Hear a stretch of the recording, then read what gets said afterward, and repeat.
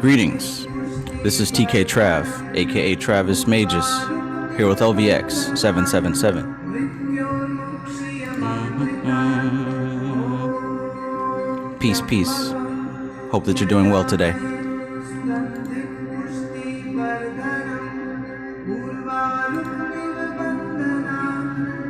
Society Ejects, peace, peace. Vincent L. Cristol, greetings. Let me know how the audio is. Is the music too loud? Is the microphone coming through? Let me know in the chat.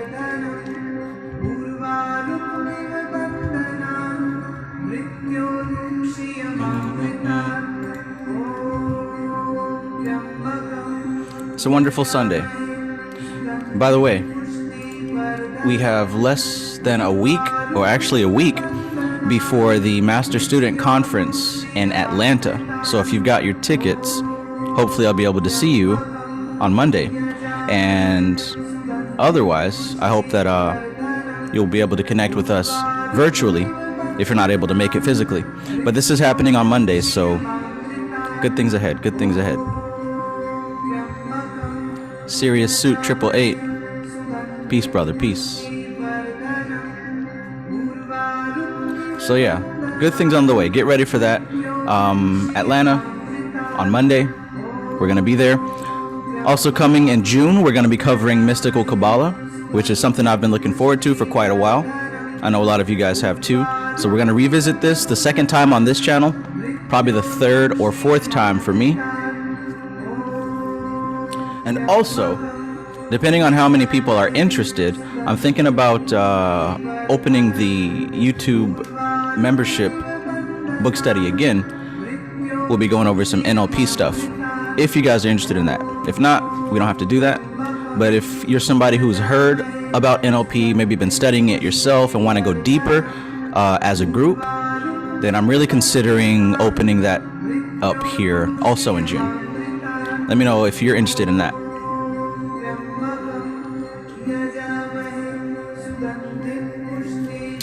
But otherwise, we are really getting through Samkhya Darshan, and this past week, past 2 days, we've gone over chapter 6 and 7. Now, chapter 6 and 7, theories of manifestation and bondage and liberation, we're continuing going deeper into the science of the soul in its relationship with nature. The soul in relationship with nature.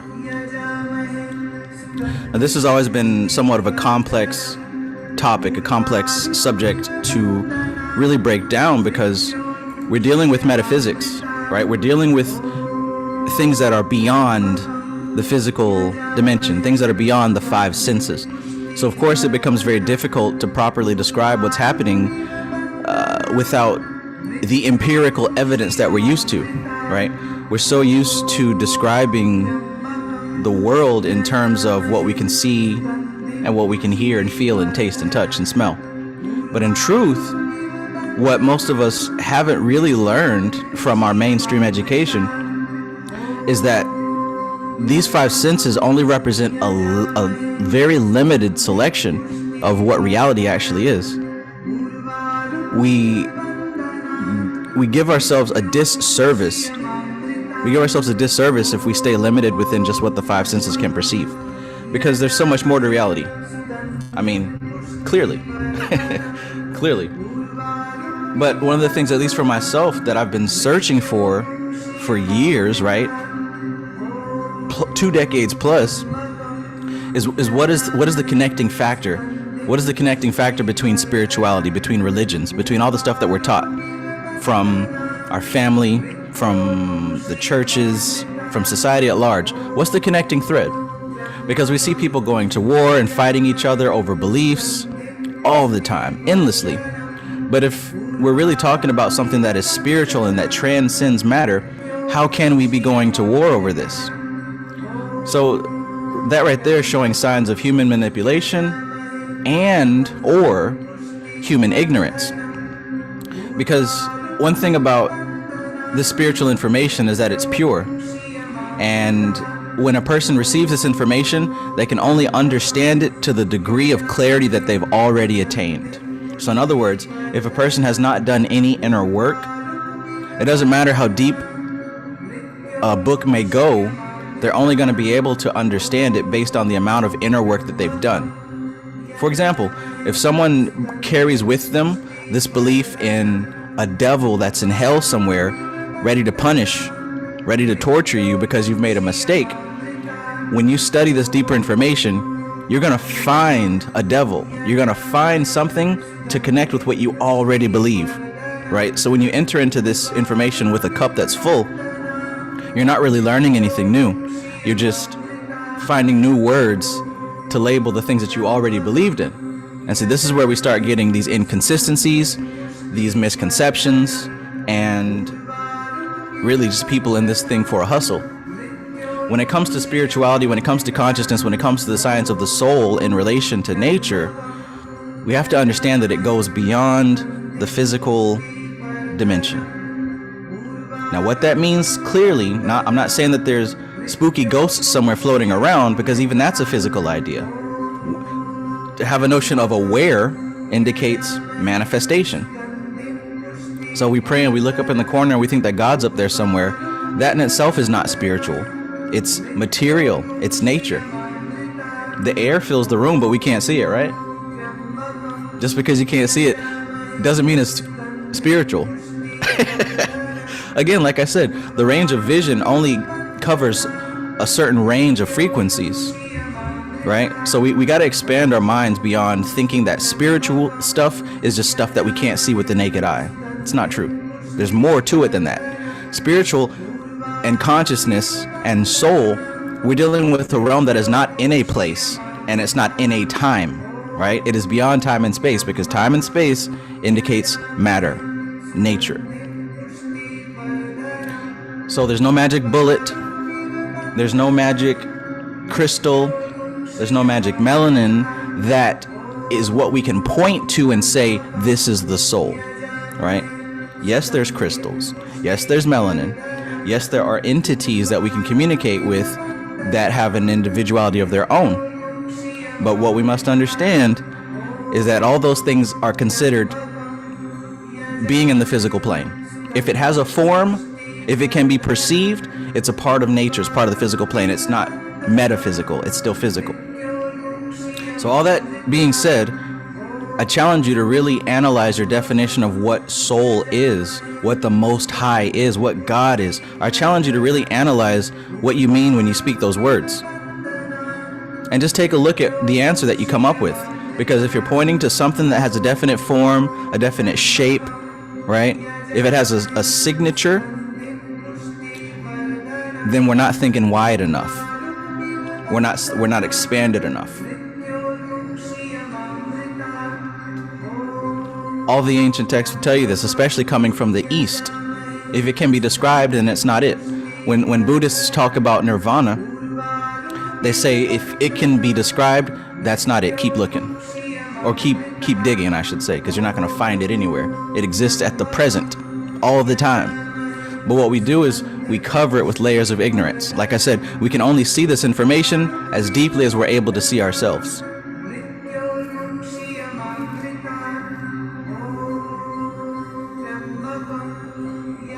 Sirius 2888 says, last 2 chapters, mind-blowing. Yeah, this is the real deep stuff. And, I can expect people to kind of drop off at this point because it takes a lot of thinking, but it also takes a lot of self-analysis.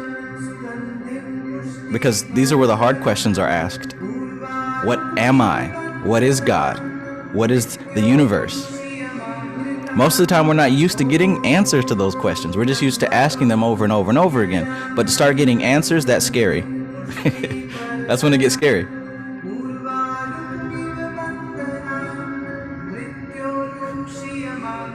Naturally natured, peace, peace. Hecate, good afternoon. Zaire Anu, peace fam, peace. Jay Martin, peace, peace. So yeah, we're dealing with consciousness, which is not tangible. it's not able to be described really. And the thing about this bondage and liberation chapter, what it says is that soul doesn't actually do anything. It never does. Soul is not liberated. It's also not bound. It doesn't do anything. It's prakriti, it's nature that becomes liberated from the grasp of soul. See, we have it twisted. We think that the soul is trapped within matter. But in all truth, the soul has never been here. You've heard this before. We've heard this before from plenty of other teachers.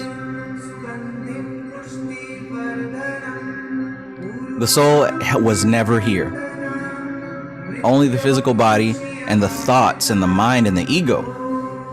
But what happens is because the awareness, the infinite consciousness, right? The awareness of the infinite consciousness is zoomed in to nature, which means it's locked into a place and a time. Because remember, if it's dealing with the material plane, it involves time and space. So the infinite unbound consciousness becomes zoomed in to a particular part of nature, which is bound to time and space. Because it grabs that lump of matter, the lump of matter starts to reflect the soul that has it in its grasp. So what happens is we begin to see patterns start to form. And there's different degrees of consciousness being reflected in nature. Very low degrees of consciousness being reflected in nature is something that has a little bit of form, a little bit of shape, a little bit of autonomy, but it's largely under the influence of the matter that composes it. Now, the indication of something that has a higher level of consciousness begins to behave in a way that shows that it is free from the bondage of prakriti. There's more control over what happens within prakriti, right? So one with a higher quality of consciousness has a higher quality of control, a higher degree of control over their reality. And that is the aim of this work, to begin to experience a higher level of control over this reality, because a hallmark, trademark sign of this consciousness being expanded within you, or I should say a trademark sign of the matter that makes you up, realizing the potential of soul, a sign of that is being able to control this reality in higher degrees without exerting too much effort or force. And at the same time, the desires begin to lessen. They begin to weaken. Desire begins to shrink away. Why? Because what was talked about in chapter 7, he talked about the role of buddhi, of this higher intellect. The role of buddhi is discrimination, and it begins to realize what is reality and what is not reality, what is true and what is not true. See, that's not something that's common. That's very difficult to come into, an awareness of reality and non-reality. We don't know. We're so mixed up, and that's part of the reason why we keep repeating the patterns, because our quality of consciousness is low, and we're not able to distinguish or differentiate between reality and unreality.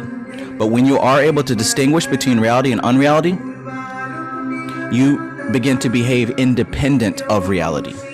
You start operating on a higher plane. You start operating on a plane that is beyond time and space.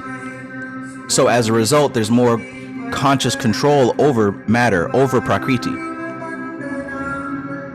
To understand what unreality is in reality, non-reality in reality, to know what that means is to be able to clearly distinguish between Purusha and Prakriti, to be able to clearly distinguish between soul and nature, right? And what does that look like practically? Practically, that looks like you're able to sit down in meditation and you're able to become aware of what's happening within your subjective experience.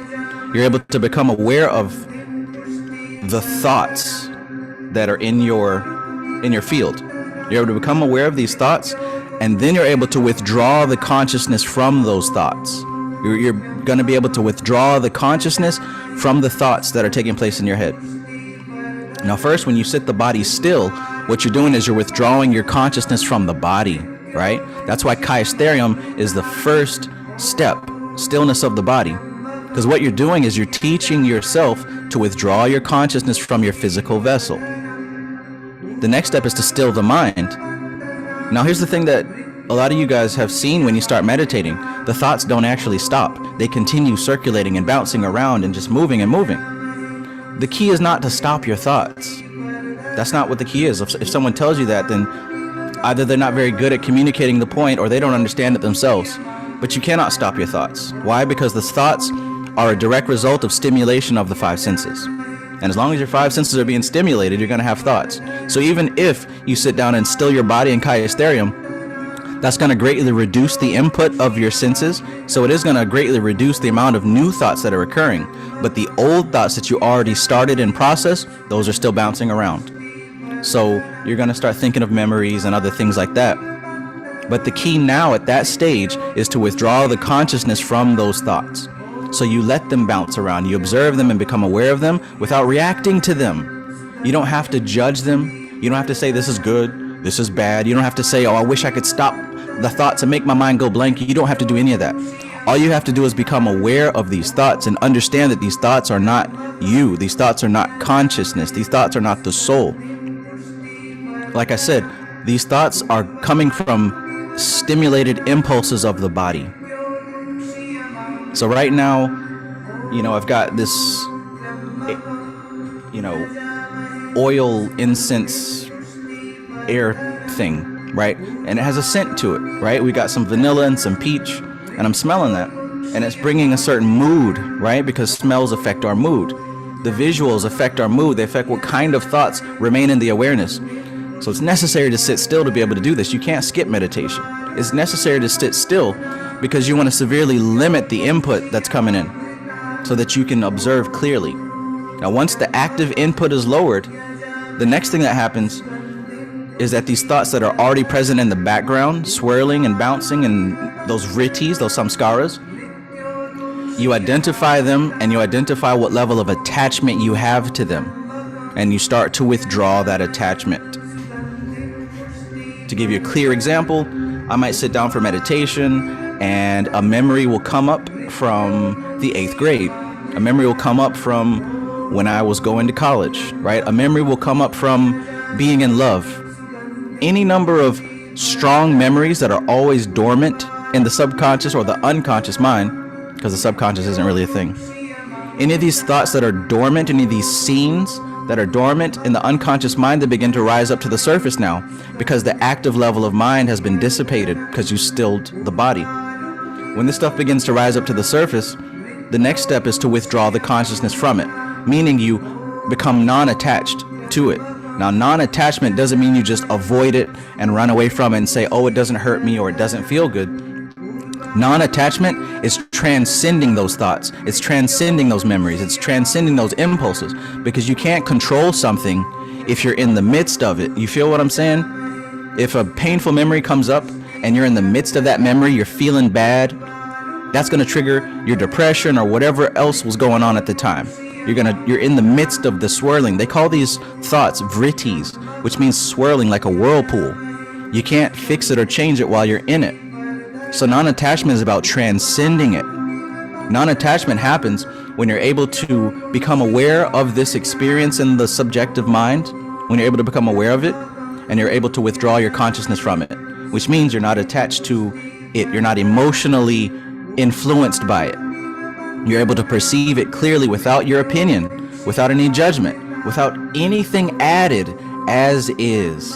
Non-attachment is observing it as is, not running away from it, not pretending that it's not real, but seeing it clearly. And it's only at that stage that you're able to manipulate it and control it, because you've transcended it.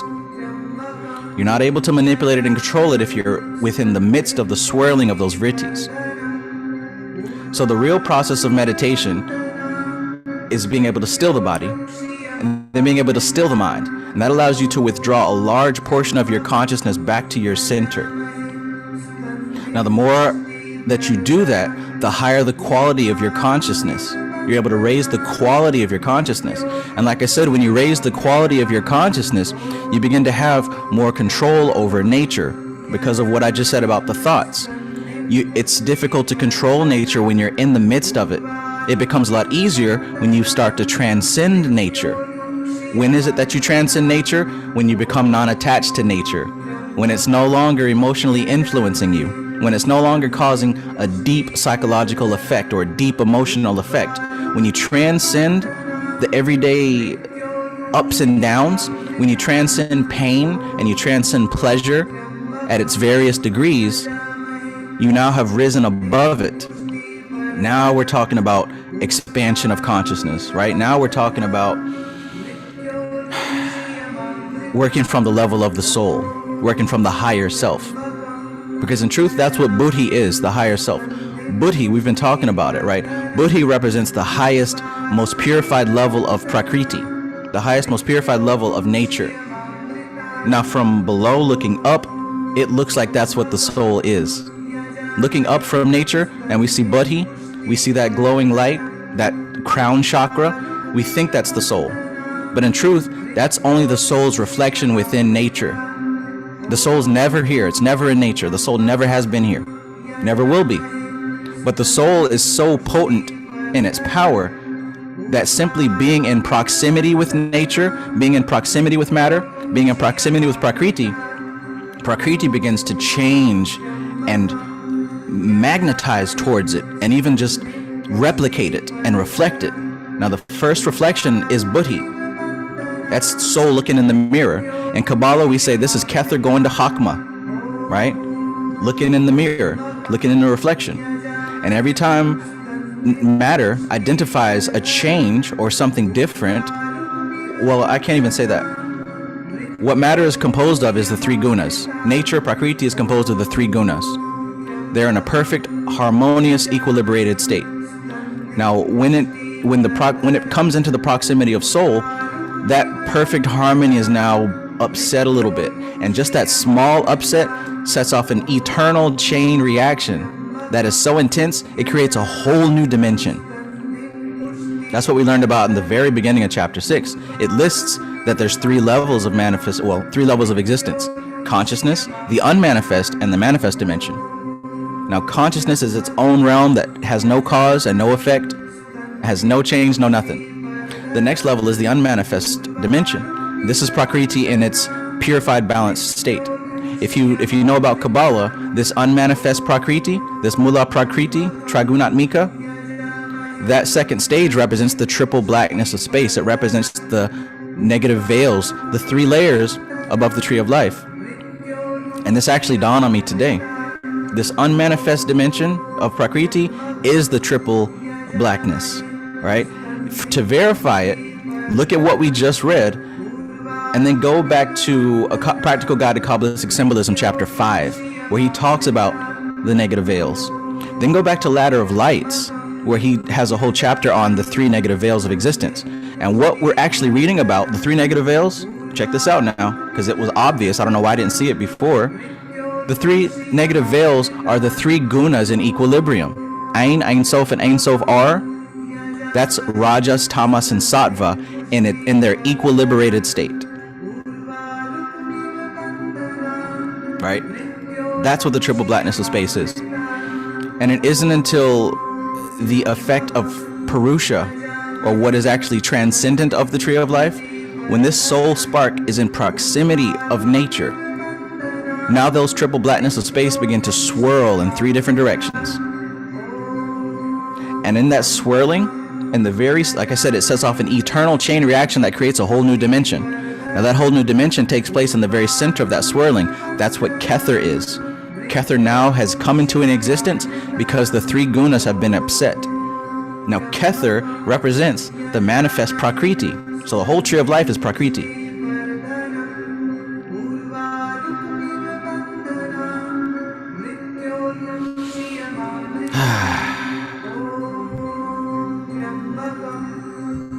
Maybe we should change the subject to something a lot more simple.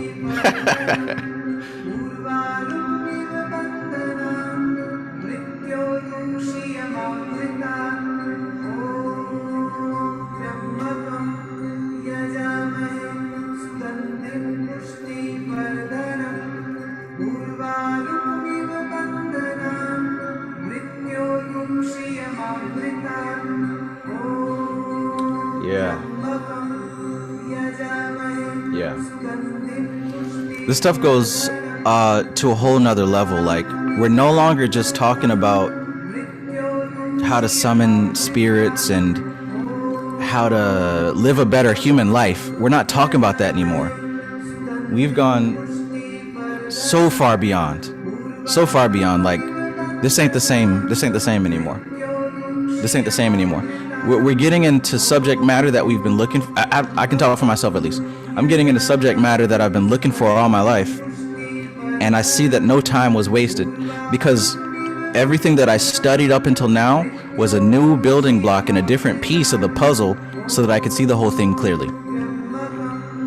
All these esoteric studies, the real esoteric studies, they're only talking about the same thing. They're all going to be talking about Purusha and Prakriti. They're all going to be talking about consciousness and matter. That's it. Now, we're going to give it different terms and different phrases and different titles because they're coming from different cultures, duh. But the more that you really start to understand one system, then you start to understand all the rest of the systems. And if you had to pick one, I'd highly suggest you pick up Samkhya. Samkhya should be the system that you invest your understanding on, because it's clear, it's raw, there's nothing added to it. It's literally a science. It's literally a science with demonstrable evidence. I have not seen a better explanation of this except from Kabbalah. But even still, Kabbalah is taken from Samkhya, so it don't get any deeper than this. To go any deeper than this, you literally have to sit down and transcend the body and see it for yourself. To go deeper than this, you literally have to take what they're talking about in this book and put it into practice, because it doesn't get any deeper than this. And I'm even seeing it myself, like being able to describe this information, being able to talk about this fluently. I'm seeing that I understand it now. There was a time where I was just repeating words and repeating what I saw on a book or a page with limited understanding. But the more that I put this stuff into practice, I'm starting to see now exactly how it works. There's no confusion and there's no wasted time. He talked about, the author, Swami Niranjanananda Saraswati, talked about renunciation. And that isn't simply just giving up the worldly pleasures. No. Renunciation happens the closer you get to enlightenment, because you start to understand the buddhi becomes activated. And what was the principal quality of buddhi? To be able to discern reality from unreality. The more that you start to discern reality from unreality, the things that are unreal, they don't hold any more. Like I said, your desire begins to fall away.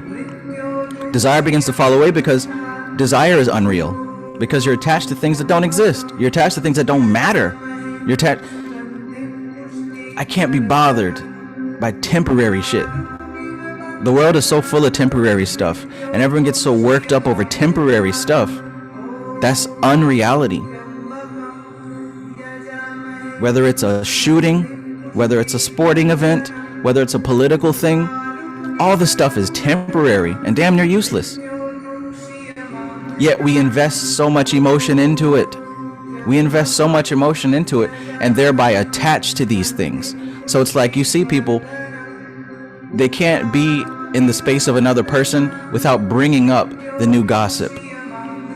They can't be in the space of a new person without bringing up the new thing to talk about. Because here's the thing, this is the ego and ahamkara in its lower state. Because what buddhi is, what the soul is, what the higher self is, as it expresses itself in nature, is the space in between attachments. You're not hearing me. Buddhi is the space in between attachments, which means if you're attached to these events and these conversations and these feelings, you're identifying to them. So ahamkara, the ego maker, the I maker, what we saw is its job is to separate things and to put them into categories. It's the child of buddhi. Buddhi's job is to separate the reality from the unreality. So the child of that is ahamkara, ego. And it takes those separations and keeps separating it and saying, I like this part, I don't like that part. But here's the problem. The majority of the human race identifies with that level of mind and not the higher self. They identify with that ego, with that I maker. And it cannot exist and recognize itself without having to relate to some external thing. You see what I'm saying? So this is what the typical average mind does. It has a bunch of things in it and says, this is my reality. So it has a bed and a microphone and a chair and a camera, and it says, this is me, this is who I am. I'm doing this. I'm living in my energy. I'm living in my zone. This is me, right? But here's the truth. That's not me. That's the temporary shit. Because all of this will fade away and die one day. All of this will fade away and perish one day. But what exists in between those moments of thoughts, that's reality.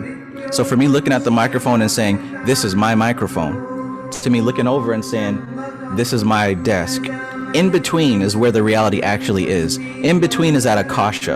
In between is that blank chalkboard. So what happens also as we continue, because this is coming from chapter 6, we go from buddhi, which is the discrimination between reality and unreality, which is a level that most people do not and cannot function at right now. The child of that is ahamkara. And what ahamkara does is it delineates and separates and cuts everything up in its experience and says, okay, I like this, I don't like this. This defines me. This defines what I am not. And that process doesn't stop because it continues to split up now. And the child of ego now is the 5 senses of the body, right? So the 5 senses of the body, we call those the indriyas. There's actually 10 indriyas, the karmendriyas, which are the organs of action, and the jnanendriyas, which are the organs of wisdom. And on the other side of that are the sounds to hear, the tastes to taste, the smells to smell. And there's also the dense physical reality, the actual physical plane. So what happens is that's an even lower level than ego. That's on the animalistic level. And even more people are operating from that level because they cannot justify their existence unless they can do so by defining themselves as the physical objects in their life. So that's good. That's probably the lowest level of awareness of consciousness. That's the lowest level of awareness of soul in a human being, to only be able to describe themselves based on what's in their physical reality. So there's a great number of people who are their job. They are their clothes. They are the things that they own. They are their car, right? This is how they define themselves, by the things in their environment. Now, to a level that's true, at a level, this physical reality is only an expression of the soul. So it's one and the same, just operating on 2 different degrees. But the quality of consciousness is so low that they can't tell the difference between reality and unreality. They can't tell the difference. So they identify with the easiest part of it, which is what their 5 senses can pick up. So that's 3 levels of consciousness right there. The consciousness of the material existence, the consciousness of the ego, and the consciousness of the higher self. You'll notice that a lot of this stuff happens in groups of 3s. And when you see it happening in groups of 3s, you know the relationship is the gunas. Could it also be because everything that operates within Prakriti has to operate through the 3 gunas? Maybe. Right? The triple blackness of space is not a bunch of waves above a tree of life. The triple blackness of space is the chalkboard on which the tree of life is drawn. And it will express itself through every aspect of the tree, from the paths to the spheres. And in the biggest aspect, it manifests itself as the 3 pillars. So the middle pillar becomes the sattva guna. The left-hand path becomes the rajasic guna. No, that's the right-hand path. The left-hand path becomes the tamasic guna. And all the spheres on those paths have a majority of one of the gunas. So all the spheres, Kether, Tifereth, Yesod, and Malkuth, are primarily sattvic. Now Malkuth is the more tamasic, but mostly sattvic. All the spheres on the left-hand path, Bina, Gibra, and Had, they're more tamasic. How can I justify that? Because tamas means inertia and density. And those spheres on the left-hand path represent form building. So Bina is the mother of all forms, right? Gibra is the destruction of these forms. And Had is the breakdown, dissemination of these forms. Now there we have another triad. Bina would be the sattvic tamasic. Gibra would be the rajasic tamasic. That's why Gibra is the breaking up and the change. Had would be the sattvic tamasic. No. The tamasic. right? And had is that where the actual study of the knowledge and the information is taking place. Now, likewise, on the right-hand path, right, we've got chesed. No, we've got hakma, which is going to be the rajasic sattvic. We've got chesed, which is going to be the rajasic, and that's where the expansion of that energy is happening. And then, of course, we've got netzach, which is going to be the tamasic rajasic. Maybe this is going too far. I don't know. But I think that some of y'all know what I'm talking about. If you've been studying these terms long enough, basically what I'm talking about now is literally the higher science. This is the higher science. But now there's actually words to describe what's actually happening. For me, there's words to describe what's actually happening.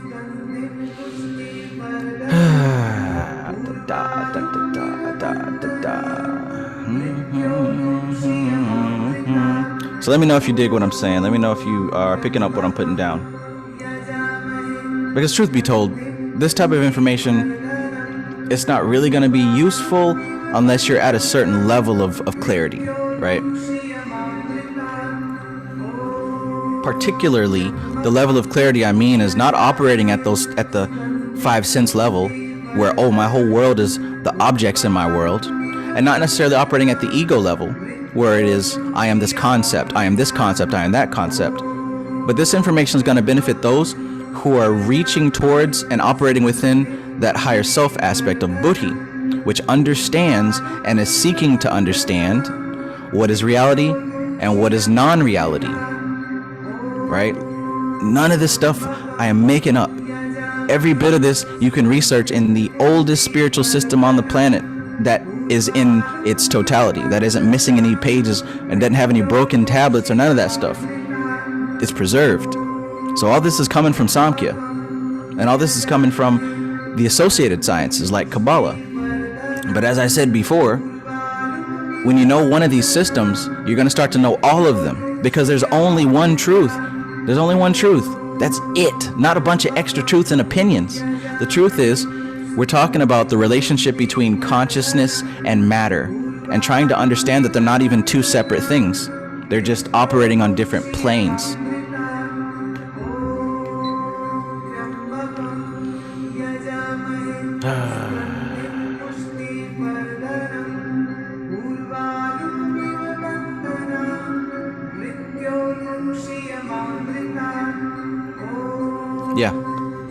Yeah, so keep reading, keep studying, keep connecting these dots.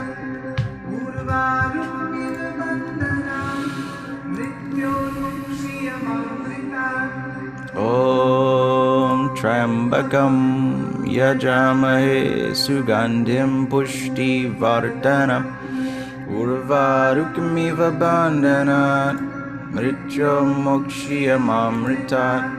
Om Trambakam Yajamahe Sugandhim Pushti Vardhana Urvarukamiva Bandhanat Mrityo Mokshiyamamrita. Society Eject says the Trinity is the 3 gunas. Jesus would be Tama, the Holy Spirit would be Rajas, and God would be Sattva. So that would also relate to the Trinity that we see in the Hindu pantheon of Brahma, Vishnu, and Shiva. And it really helps to understand from the esoteric metaphysical perspective that we're not dealing with 3 blue men. We're not dealing with a bunch of old folks in the sky. We're dealing with modes of operation. That is what God is. The 3 gunas. Rajas, Tamas, and Sattva. That's why they keep expressing themselves as the Trinity. There's not 3 people somewhere. It's talking about 3 modes of behavior. Rajas, Tamas, and Sattva. G-O-D. Generator, operator, destroyer. Generator is Rajas. Operator is Sattva. Destroyer is Tamas. That's what God is.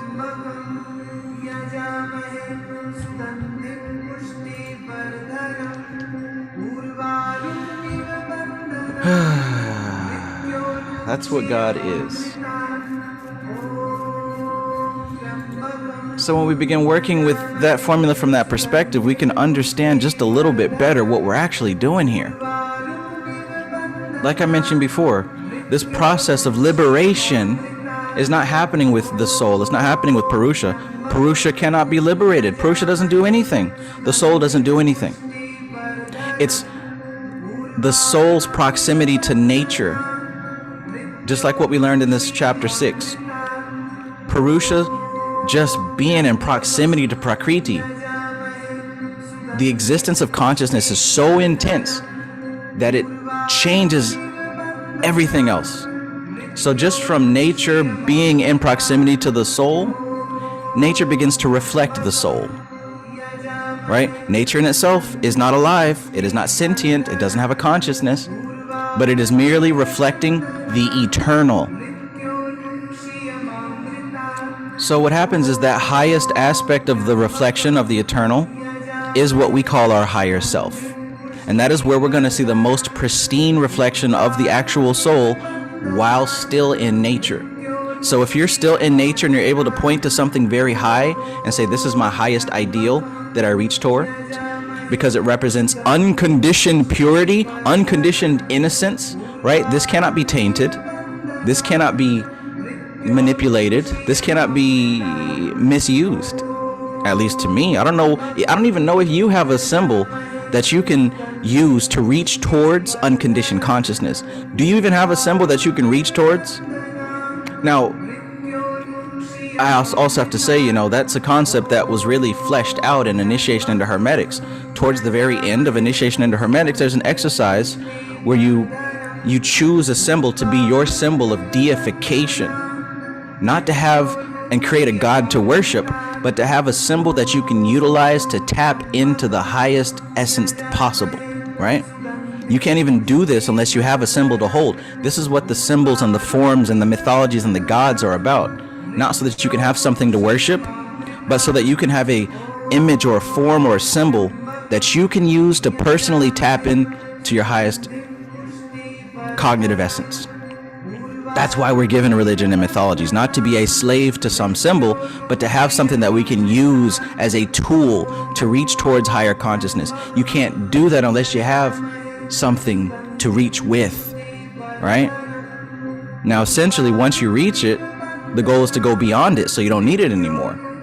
But I have a symbol that I utilize to represent the pure, unconditioned consciousness, and I use that symbol to help me tap in. Do you have a symbol? Some people use Christ. That's easy. That was given to us. Some people use Christ as that tool to tap into God. That's what he's supposed to be. That's what it's supposed to represent. That's what Tifereth represents. Tifereth is on the middle pillar because it represents the pathway to Kether.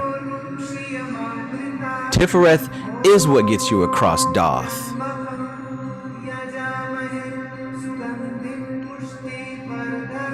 And you'll start to see why the left-hand path or the right-hand path doesn't make it up there. Because in the left-hand path, you're deifying yourself. And you're not going to be able to do that successfully unless you're able to really break down what's going on in your unconscious mind. Right? Because if you have a physical body, you got a bunch of bullshit in there. We all do. So to be able to deify that, you're going to have to really do some maneuvering. Right? You're really going to have to be agile and flexible.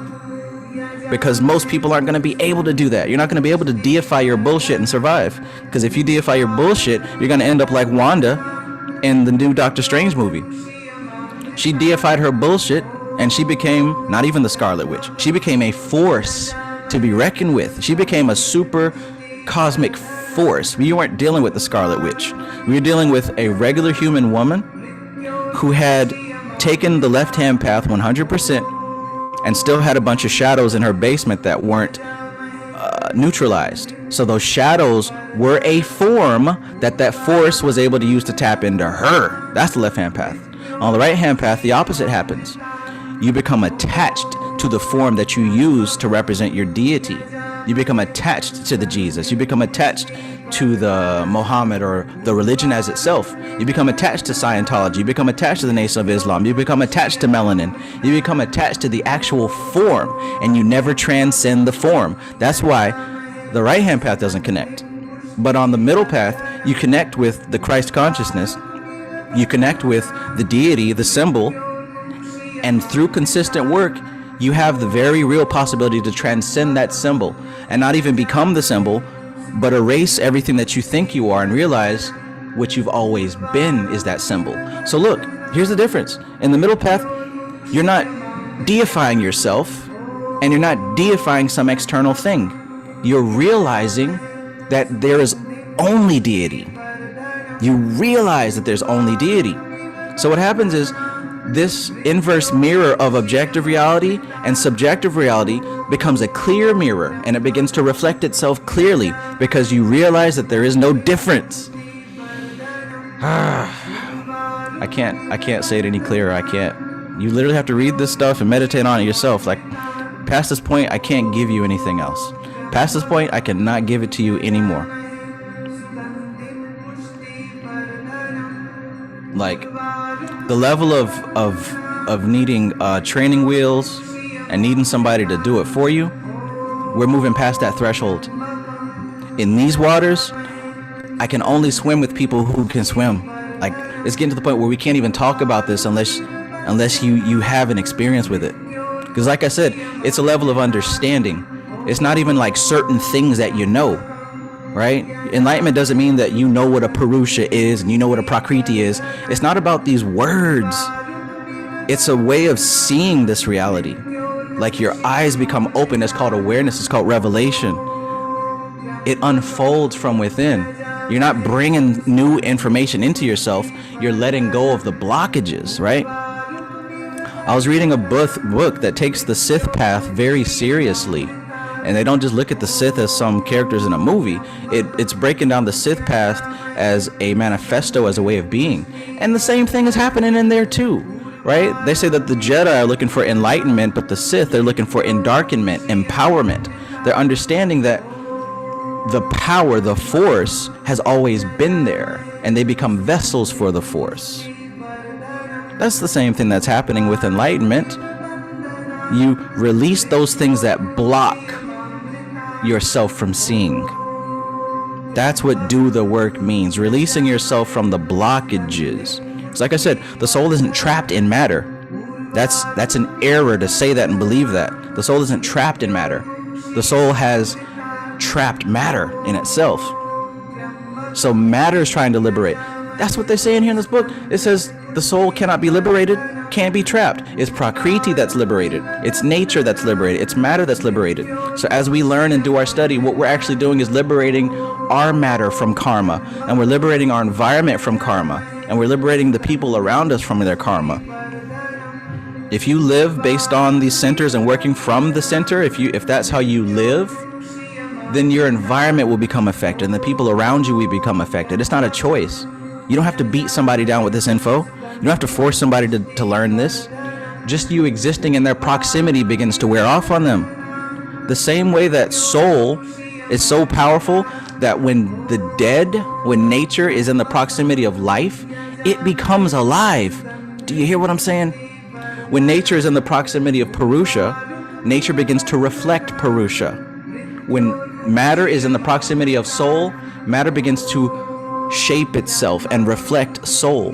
Likewise, when you go out into the world and you live from a perspective of consciousness, higher consciousness, nature reflects you because you are reflecting something that is pure.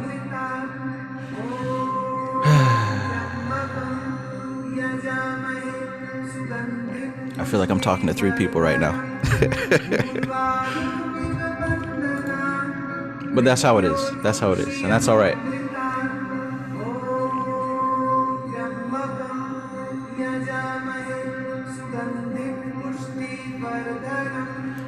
Sherry Hinger says, I get truth bumps every time I get to listen to you. Whoa. Yeah, I get truth bumps too. That's how you know it's real.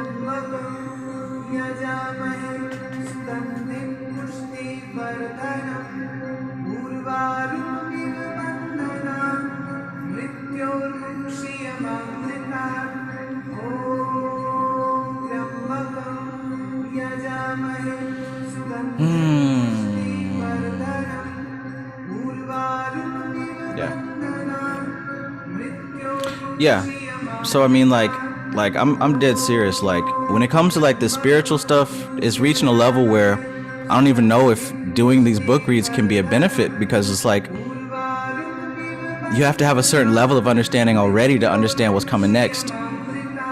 So I don't know. That's one of the reasons why I'm thinking maybe I should change directions, at least publicly.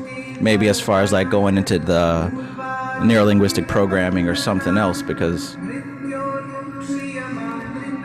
this stuff starts to get really dense and really intense. And it's hard to exist normally when you have this stuff in your head, right? It's hard to go to work on a day-to-day basis and take somebody's bullshit. You know, it's hard to have to deal with people who aren't even in this sphere of thinking. It's hard to deal with people because you see through the things that they don't see through.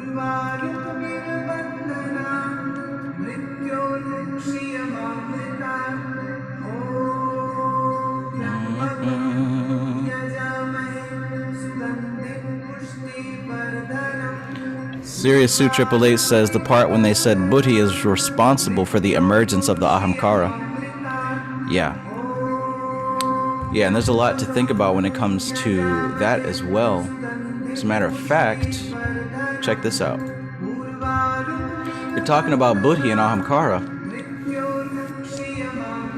And essentially what we have is, when we're dealing with ahamkara is very much related to the concept of Om. Are you guys able to see that whiteboard? Let me know if you're able to see that, because it hasn't shown up yet. But Om has another name.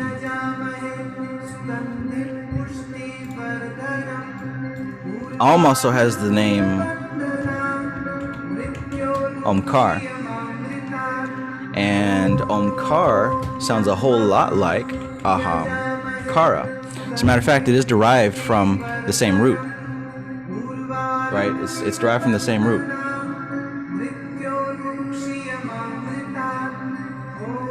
IDKDKF says, what? Nigga, I didn't even know yesterday was a holiday and I'm by the pool at my apartment, so got a great reminder to stay focused. I didn't know it was a holiday either. What holiday was yesterday? Yeah. Well, anyways, Om and ahamkara, it's very similar, right? Because we're representing the same thing. When you talk about Om, we're talking about these infinite waves that are always happening. Now these are the three gunas. We're talking about the three gunas right here. We're talking about tamas being at the state of rest. We're talking about rajas being at the state of movement.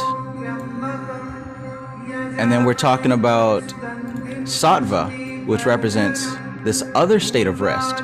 Okay? So that is why Om is represented by these waves. And these waves are infinitely, constantly being produced depending on what level you exist at, depending on what level you're able to perceive reality at. This is also taking place at the third eye level, okay? If we were to talk about the chakras, let me see if I can draw this out for you. If we were to talk about the chakras, you talk about the root chakra, which is represented by earth. You talk about the Swadhisthana sexual chakra, which is water. You talk about the Manipura, which is represented by fire, right? Then you talk about the heart chakra, which is represented by air. And then you talk about the throat chakra, which is represented by Akash. But see, there's a level above that, which is the ahamkara level. And this is where those infinite vibrations are taking place. Now there's another level which is above that, and that's the highest level that you can get inside of this manifest dimension, and that is what we know of as buddhi. Buddhi is the clear light, right? You're able to see reality from non-reality. You're not able to see it below this level, so keep that in mind. Like I said before, when you're caught up in the emotions, when you're caught up in nature, when you're caught up in matter, you're not able to affect it. You're not able to cause change. Right? You're not able to cause change because you're a part of it. As long as you're at the material level, these represent the material level. And we can also say that this represents smell, taste, sight, touch, and sound. So this is the level of 5 senses. Now, where is this coming from? Because each one of these levels are coming out of the one on top of it. Physical plane, etheric plane, astral plane, mental plane, causal plane. These are all coming out of the ahamkara level. These are all coming out of this vibratory level here. This is the very root core vibratory level. And even this is coming out of buddhi, right? Just like what you said, ahamkara is coming out of buddhi, right? And these, if you look on the cover of Samkhya Darshan, this is going to be what comes out of ahamkara. These are the indriyas, the tanmatras, the mahabhutas, everything that we know about the physical reality. Now these are coming out of this wave level, right? The wave level. So, with that being said, check this out. From the manifest dimension, the way that it looks is that we've got this up and this down and this up and this down. This is motion, this is change, this is existence, this is Om. Now, what we're experiencing here is the dichotomy, the dualistic reality.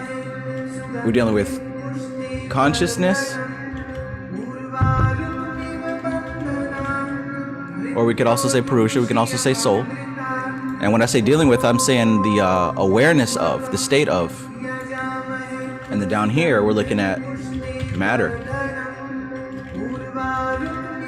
which could be Prakriti, right?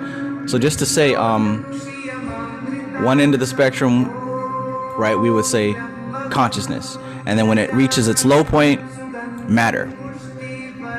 So down here is going to be the physical plane, the material plane, and everything that's happening down here. But the further and deeper that we begin to go within, this bouncing of awareness between the polarities, because remember I said up here would represent the sattvic aspect. Oops, let me get the right marker. All right, this would represent the sattvic aspect up here. At this point, this would represent the tamasic aspect down here. At this point.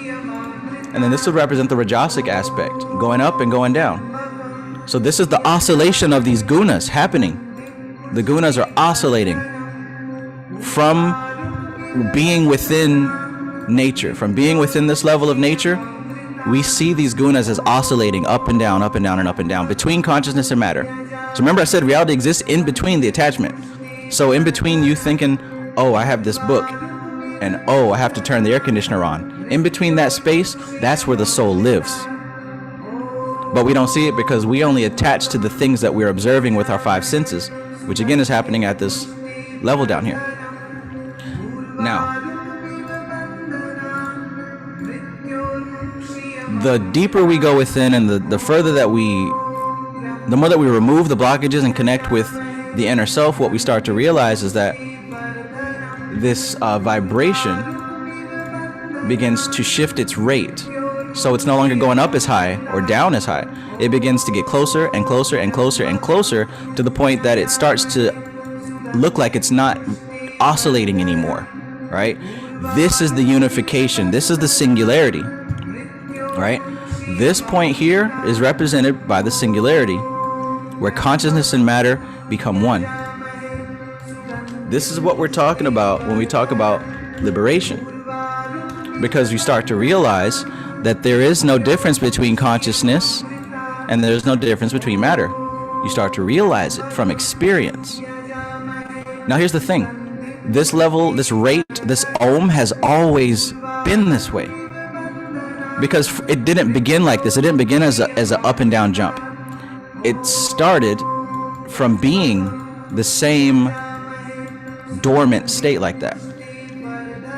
So what we have here is what this chapter referred to as unmanifest Prakriti, right?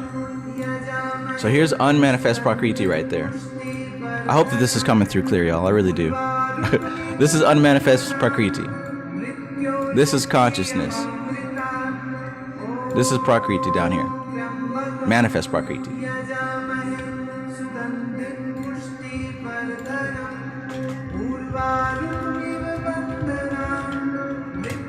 This is manifest Prakriti right here.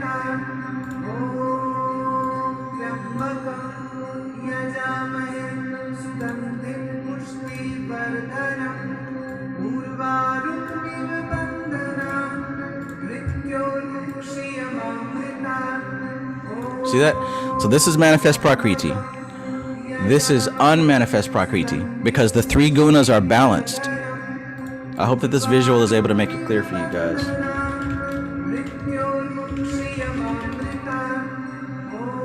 Right? So here's where the three gunas are harmonized. Now here's where the three gunas are not harmonized.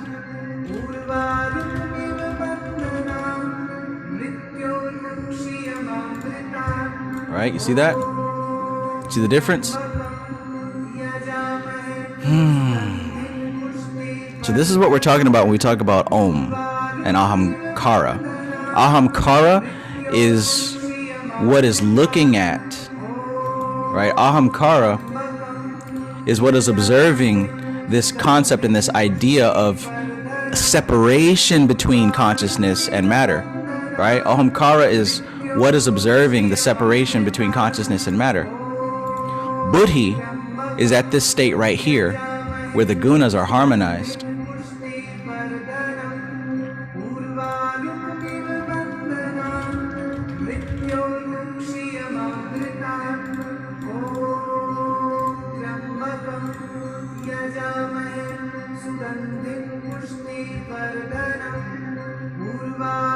Let me know if this is making sense.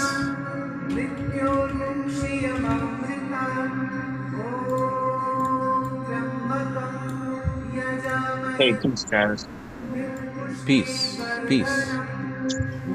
Definitely making sense, bro. What's that? I said it's definitely making sense. Cool, cool. So I just came up with this chart on the spot, and I think I might actually save it for a book or something like that. But this is our experience right here. This is our experience that we're going through. Now, and then there's another level. There's even another level. And that is the level of the Indriyas, right? The level of the Indriyas is the actual physical body and five senses. The lowest level of awareness, right? And that is what's happening when you're strictly focused on Prakriti and matter. So here we have the whole human experience on a diagram. This is the power of Samkhya. This shit just starts to become super clear.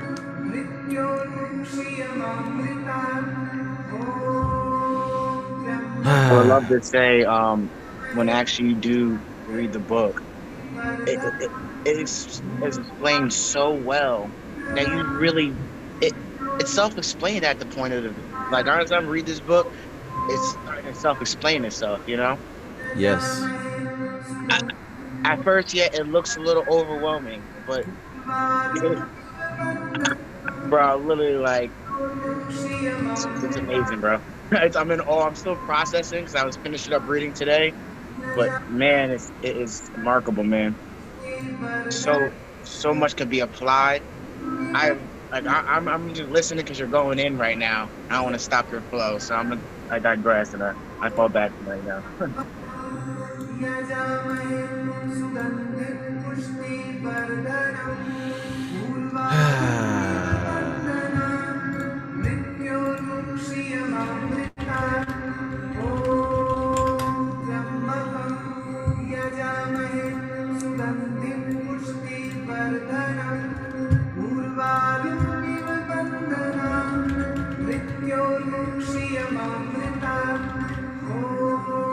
Oh my goodness.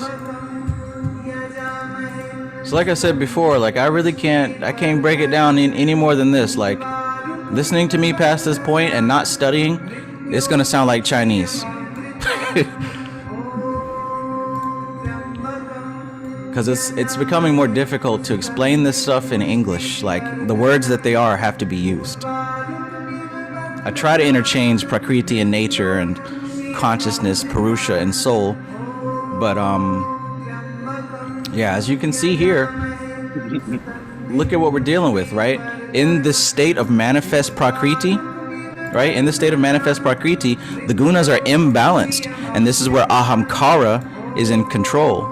Now you'll notice with this state of consciousness, there's heavy oscillation, right? We're existing in this waveform of having to experience the separation, or the supposed separation, of consciousness and matter. Now that supposed separation is happening on an up and down rate, that rajas up and down rate.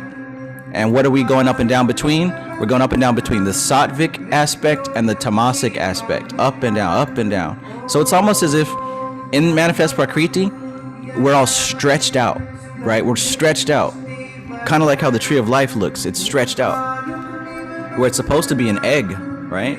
It's supposed to be an egg. Hold on. Hey, Travis. Hey. Can I read this? I think it's, if I can read this in the book, it will explain a lot what you're just saying right now. This is the Akashic, and the unmanifest is within the Akashic. That means the beginning, the middle, and the end are here in this Akashic aspect in potential state. In potential state. But what happens is when you move out of the unmanifest into the manifest, the potential now has beginning, middle, and end. And that's what's happening with this rajasic up, down, left, and right heavy oscillation. But when we go back to the potential seed state of Akasha, that's when we reach this minimal oscillation. That's where we reach liberation. And liberation happens with buddhi, which happens in unmanifest prakriti. This is where the three gunas are harmonized, and this is why it becomes this egg of Akasha.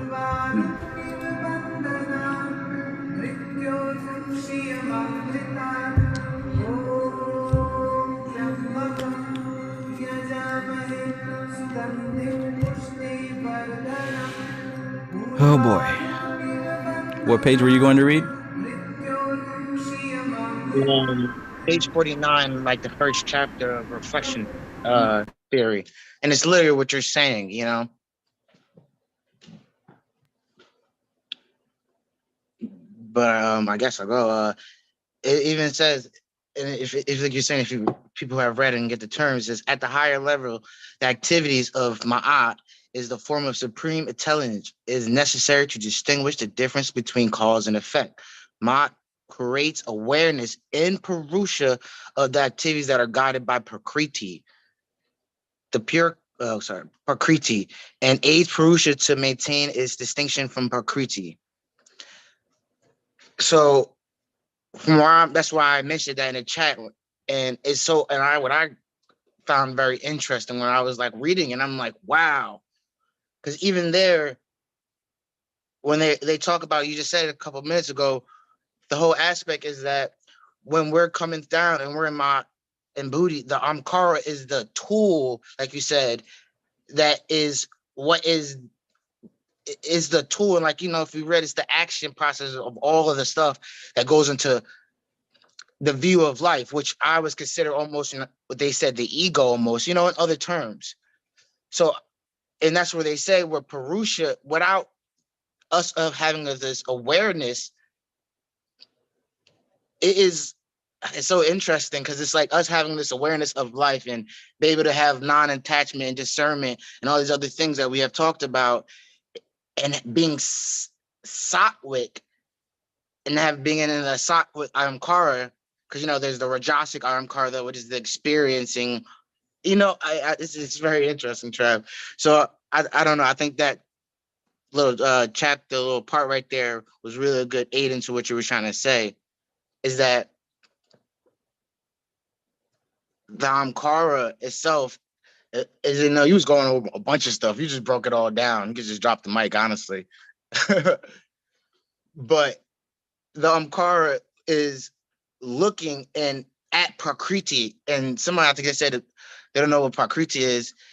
It is the from my understanding, and you probably elaborate probably more and clean it up, but prakriti is the action of cause and effect of all manifestations. It's like what we see in front of us is prakriti, everything tangible.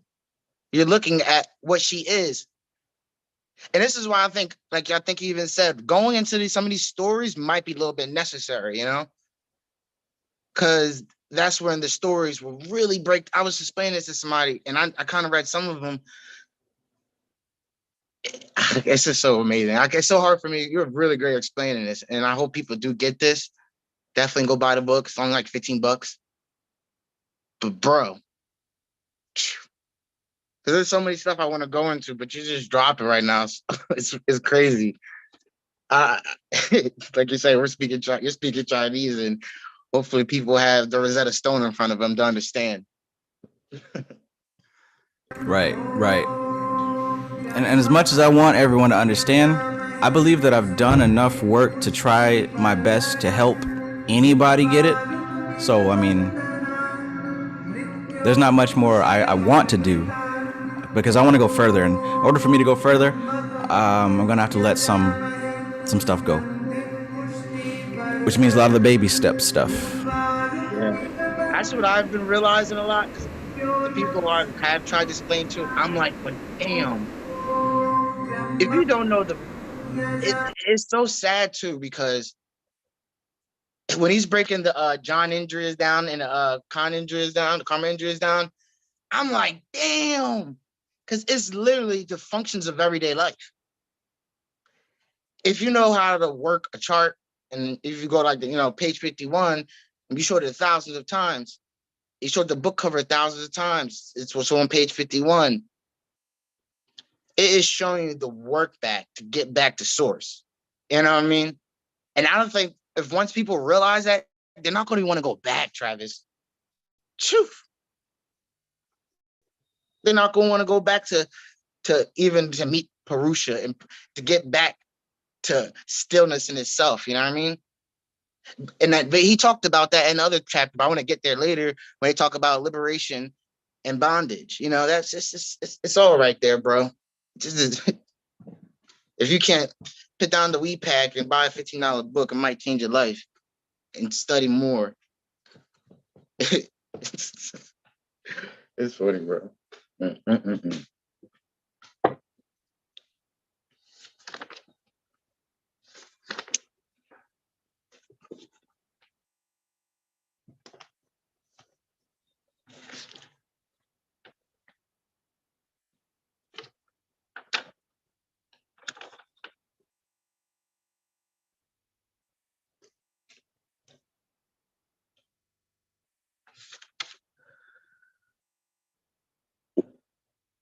What I did find interesting when if you can bring some clarification on too, was when he was talking about forget where we're exactly at, but when he was talking about when you get into the point when you're going up, because it's like a part where once we get to the part where we are detaching from like all this other stuff, and we get to the point of stillness, and like even through meditation, I've been realizing like when we are at like a more like a solid point where we were at a more point of stillness, like even in the book they talk about when you're able just to be able to observe the shit that's even going on in you, like the actions, like of how the subtleties of what we do in our lives. You know what I mean? I think that's the first thing, like you said, to be able to still the mind and still the body. I think that's so important. I can't express it enough. Like but that is the first step to do any of this stuff. Like I'm looking at the screen and it's amazing. I can understand it. But it's like when you're looking at, he says the minimum oscillation, right? And if we want to use that side will be considered where we want to be where Purusha is at. And then the Prakriti is the unmanifest, Well, sorry, God opposite is unmanifested Prakriti will be Purusha, because this is where he is sitting at. I was explaining this to somebody, like it was so funny. It's in a story. It's like Shiva just sitting there. Imagine like you just eyes closed. It's in a damn story, bro. So that's where I'm curious how much curious people are really into this. Because when Shiva's sitting there, he's just consciousness. It's not even Shiva's Purusha. He is sitting there, and it's just all of everything. Like I was thinking, like to the other day, I was like, is that the likeness of Ein Sofar? Would you say, or would he be sitting at Kether? Because that's interesting myself. Ein Sofar for sure. So I was right. Damn. So that's crazy. That's not crazy, because that means he's sitting at, it's unmanifest. Like I said anti-matter, but he's not even matter itself, because he'll be anti-consciousness. He'll be the thought before the thought. You know what I mean? So I was like, okay, yeah, it's so much that they dropped into just 2 chapters. It's like I want to stay on point. So going back to when Shiva's sitting there, or Shiva, he's just sitting there, and it's funny because I'm reading and I'm laughing and it's like, and everybody knows this is divine. It's Prakriti dancing. Any man's gonna be like, oh, I'm meditating. You ever be sitting? I'm sitting there reading today, and my girl coming out here watering their plants, and I'm like, oh shit. I'm talking, and I'm like, I need to be concentrated. You know what I mean? I need to be, and I'm sitting there reading this. I'm like, and I'm hearing the birds chirping, and I'm like, oh, this is beautiful. The birds are talking to me, and all this other stuff. And I'm like, this is beautiful. And then something distracted me. It was my Prakriti. You know what I mean? And my eyes opened up. My little, like, imagine me in my meditation. Shiva in his meditation, and he opens up his eye, like, oh, what's that? Instantaneously, all of creation was thought. We could say that. Let's keep it broad, you know? So I was like, it's very interesting. And this is I loved how when he dropped that bomb, how to slide back and forth, you know what I mean? It's like the dance of life. It's like, you know, and this is like where, like, this gets deep, because when this is where the gurus, I applaud them. And I do want to just jump to I want to pause this question. And I'm going to just stop after that, because I was like, oh, that's some shit. Because when they was talking about through liberation and bondage, they was talking about how over time, you know, we was talking about earlier. Sheesh. He was like, you know, once you get to this point where you are at Purusha again, and this is where they say what is it, mokta, or like, you know, liberation itself. Jivan Mukta. Yes. I was like, oh, I got it highlighted. I'm just bouncing the pages. And I was like, yes. So at this point, I was like, oh, wow. So remember you was talking about Swami Nirajanta Saraswati. I'm pretty sure he was doing this his whole life, you know? And coming out, you know, when you get to that part of Shiva Mokta, I'm realizing these people are at this point where they're like, oh, I'm trying to get this thought out, because it's right there. I was thinking about it earlier. Should have wrote it down. But when they come here, they're just over here to release karma, because they said over certain times, this is where I see, I was like, well, this is where karma yoga comes in play, you know? Peep that, you know, I peeped that. I seen that. And I was like, oh, so this is where once we get to that point where we are able to freaking release the karma. And they gave you 2 ways to do it. Man, it's so much that could be said. You already said it all, honestly. Almost. So what I've drawn here also is this dance and relationship of these gunas. Now, as we know, in what the book shows us on the beginning of chapter 6 is that it lists that there's 3 different stages of evolution, and they're categorized by consciousness at the top, the unmanifest as the second, and then the manifest dimension as the third. It's the same thing we're going to find in Kabbalah, right? The same thing we're going to find anywhere. There's pure consciousness, which is outside the realm of existence. Pure consciousness is outside the realm of existence. The unmanifest, which we can see as the Ein Sof and the Ein Sofar at the top of the tree. And then the manifest dimension, which is the whole tree itself. So the difference is that in the unmanifest dimension, the gunas are in harmony and complete balance. And like I said, this is not some place that is somewhere else. This is the blackboard upon which manifestation is drawn with chalk. That drawing is the tree of life here. So in truth, the triple blackness of space is the background of this picture. Whereas the tree itself is the manifest dimension, and consciousness would be that shape behind the tree, that person. Because the tree itself is actually modeling itself after consciousness. Consciousness, soul is not trapped here, but matter is replicating, reflecting what soul is. So what's happening here is that in the unmanifest dimension, those three gunas are harmonized and balanced equally. But since we find ourselves in the manifest dimension, what's happening is that we've got the sattva, the rajas, and the tamas separated. So they're not in balance anymore. And what's happening is the tamasic becomes one level of the spectrum and the sattvic becomes one level of the spectrum. Now these are seemingly two different states of existence. And what we have now is that rajas is what is oscillating up and down, up and down, up and down.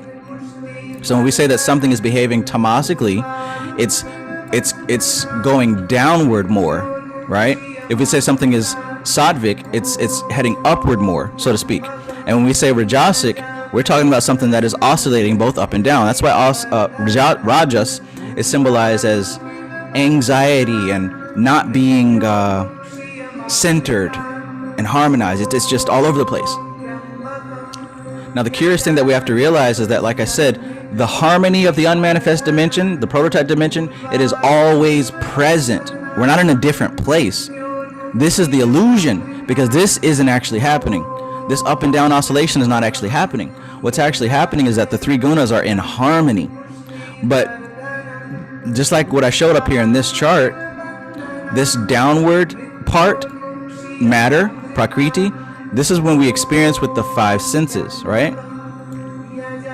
But when we go upward, this is when we experience what consciousness is, as above, so below, right? But what we don't understand yet is that they are both the same thing. They're the same thing. The as above is the below.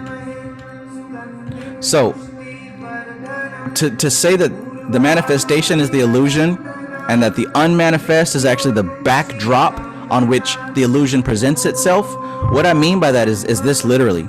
Now imagine this diagram here is moving, right? Imagine that it's going from tamas, then it's going up to sattva, and then it's going back down, rajas, to tamas. Now imagine this is happening over and over and over again. What is interesting is that even in the Ladder of Lights, he talked about how the triple blackness of space, the negative veils, are actually behind all the Sephiroth. They're behind everything. It's behind everything. And here's what that means. Science tells us that a curious thing happens when you have a vibration, when you have motion, right? When oscillation is happening like this, the closer and closer it gets to a point of stillness, because you mentioned stillness, Malik, the only time that we're able to really see that backdrop of reality of the unmanifest is at a point of stillness. Even if it's tamasic, because you have to, sitting still is a tamasic behavior. So it doesn't matter which end of the spectrum you're utilizing.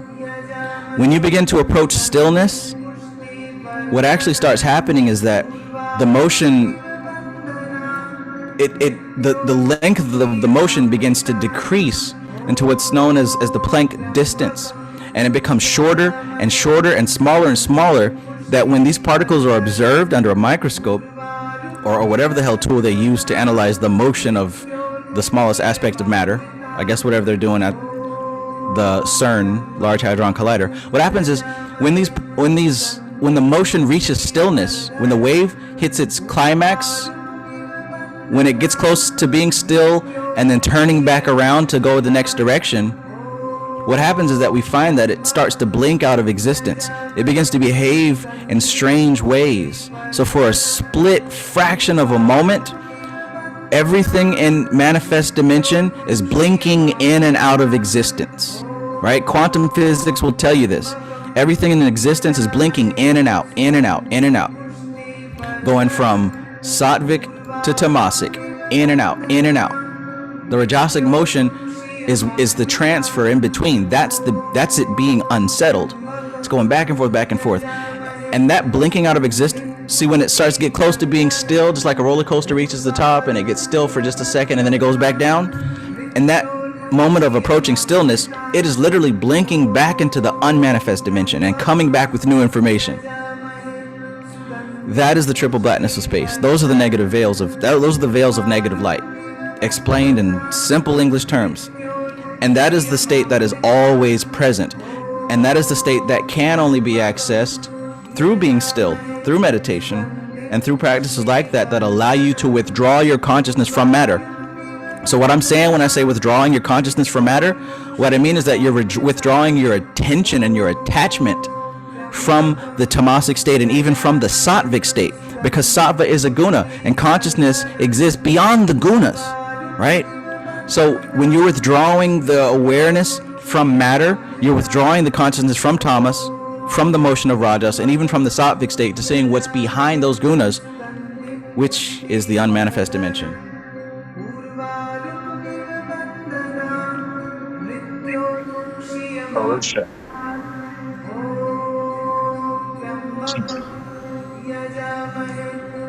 This is the high shit.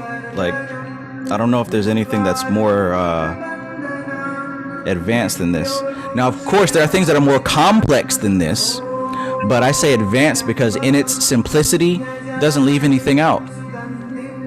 We don't need a complicated system. We just need a system that works. Well, I don't know about you, but that's what I want. I think that Samkhya does that. Now, I don't get no kind of reward or no kind of kickback from telling you to study Samkhya, but what I know is that as a seeker, as a scientist, my main objective is to understand reality. And I found that this system is helping me tremendously in understanding the nature of reality. So what does this mean on a day-to-day basis? Like, when you begin knowing how a thing works, fear is removed. A lot of the negativity and the confusion is removed. Like, knowing this stuff, how could you even have a mind that's like, oh, I'm not good enough. Oh, I'll never make it. Oh, I don't know if things are going to work out. Like, those thoughts can't exist in a mind that understands this science, right? So if in the back of your head, in your unconscious mind, if all those negative thought forms are destroyed, obliterated because of the light of truth, what will you do with your time? What will you do with your energy if you know this stuff? If you understand this stuff, not know it, if you understand it. Society Eject says they need some milk, Travis. All right, I guess I gotta bring it back.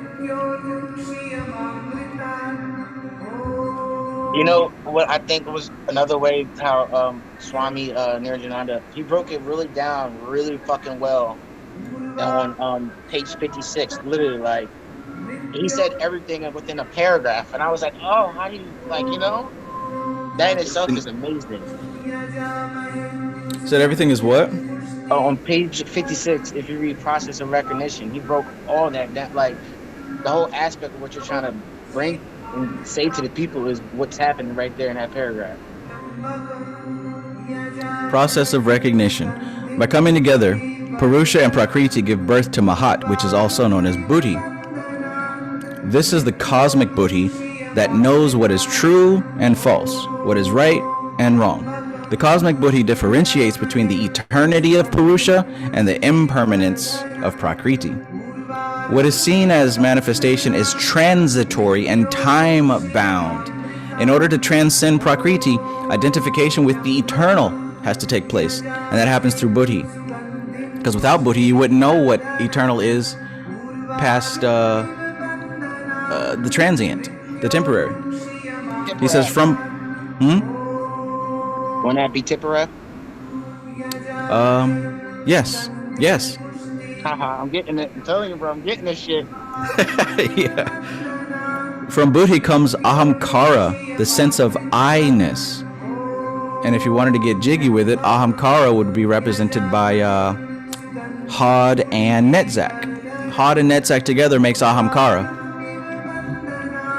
From Sattvic Ahamkara, we have manas, the 5 karmendriyas for interaction, and the 5 jnanendriyas, which the different images and impressions that we receive are recognized. That represents yasad.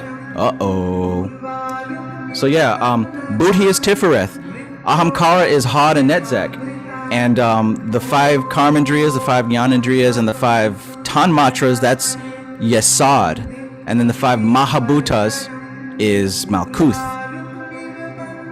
Damn, that's deep. I like that. Thank you, bro. That helped out a lot. That's absolutely it. And he even verified that last night in chapter 7, because he explicitly told us, he said this on page 69, subtle and gross bodies. He said Samkhya believes in 2 bodies, the sukshma sharira, which is the subtle body, and the stula sharira, the gross body. The gross body is composed of the mahabhutas, that's malkuth, whereas the subtle body is composed of the tanmatras, jnanendriyas, karmendriyas, manas, ahamkara, and mahat. Now, he included all that, but we could also say that there is a triad happening, right? The astral triangle, and he just listed everything else, right? He listed the karmendriyas, jnanendriyas, the tanmatras, and then the ahamkara. That's this astral triangle. Then, of course, buddhi would be up here at Tifereth. But that's the self. That's the self. That's the antakarana and the bahirkarana. The lower self, right? Because again, above this is a barrier. There's a barrier. And that barrier is representing the unmanifest dimension. Right? And that unmanifest dimension is going to be this upper triad as well as the 3 negative veils. Now, the 3 negative veils is the subtle aspect of the unmanifest. The upper triad is the gross aspect of the unmanifest. Because again, the 3 negative veils, as they circulate and circumnambulate, their pressure alone creates a mimicry of themselves, a reflection of themselves, and that is what we know of as Kether.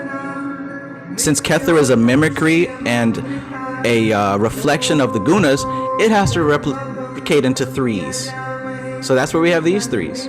And that constitutes the unmanifest dimension, the lower 3 and the higher 3. The higher 3 are the 3 negative veils, the lower 3 are the upper triad. And then beneath that we have the human experience. Oh boy.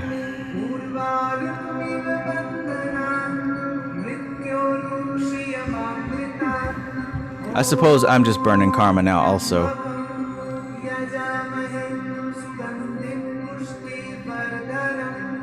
Urvarukamiva bandanat mrityor mokshiya mamritat om trambakam yajamahe sugandhim pushti vardhanam urvarukamiva bandanat. Food abroad, peace and greetings.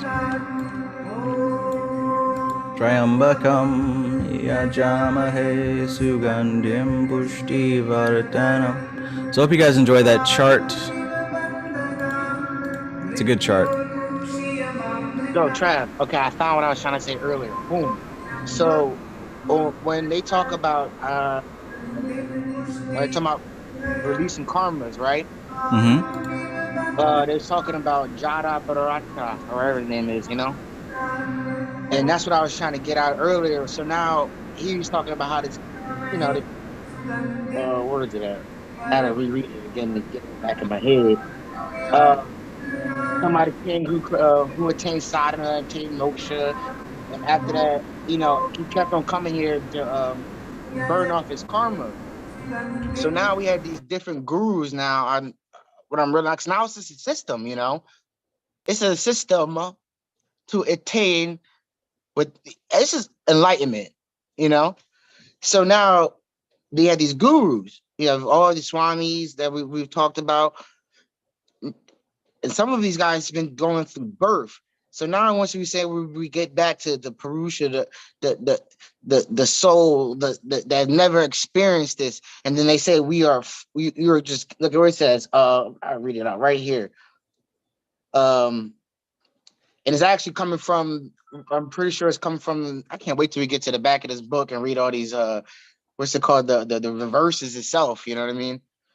But when they're talking about when they're releasing karma, and I'm realizing all these monks, if they're coming back, and like you're saying, they're coming back from birth, pretty sure they're doing Vedic astrology, knowing these people who they are, because that's the whole story. The guru don't leave until the disciple is ready, and then you know the stories, and then so these gurus are souls that are completing, like, oh, it's amazing, pathways to releasing karma to the point where they don't have to get back. I love it because people be like, oh, I don't want to be, oh, it's my last lifetime here. Yep, fuck off, man. Sorry for my language, guys. But we got a lot of work to do. Shit. You know what I mean? Right. I'm trying not to get upset, but like I get very my emotions get very tied into this shit because I'm very passionate. And it's very funny because the guys are coming back. He's like, oh, he's coming back to free off his karma every lifetime. It's a king. So he's like, he got to the point where he got to the no self. You know, Bobby's talked about. Oh, right? Oh. Interesting. Right. Damn, bro. So also, honestly, this information, to even have access to it, number one, to have access to it, number two, to understand it, that in itself demonstrates a level of karma. This is not for everyone. This is not very popular, not because it's not popular, but because this is one of the many gateways out, right? This is one of the many gateways of liberation. So you only come across this information when you're karmically getting closer to liberation. Now, actually understanding this information means that you've already done this work in the past and you're coming to finish up. Now, who's to say? Nobody can really tell anybody else's karma, but some may just be here exhausting karma and some may be getting to the point of liberation. But either way, I mean, just count yourself fortunate and just be grateful that we have access to this info, you know? Because I could have easily lived a life where I didn't come across any of this. But just like you said, even with those swamis and those gurus, I have come back, right? And some of us have come back just to complete karma. Not really to get free, but to complete karma. We did the work already. I'm just here to wrap up some physical karma. The desires begin to decrease, and the attachments begin to decrease. That's a sign that, you know. Oh, I was further reading, and I guess I take that back, I guess, a little bit. I guess the other thing what we were talking about is I can't pronounce that shit. Videre Mukti, where it's like total annihilation of all karmas. It says the second concept is Videre Mukti, where the accumulation of karmas are totally annihilated in the case that the body dies and liberation and soul remains. And the body stay. And okay, I see. Yeah. Shit.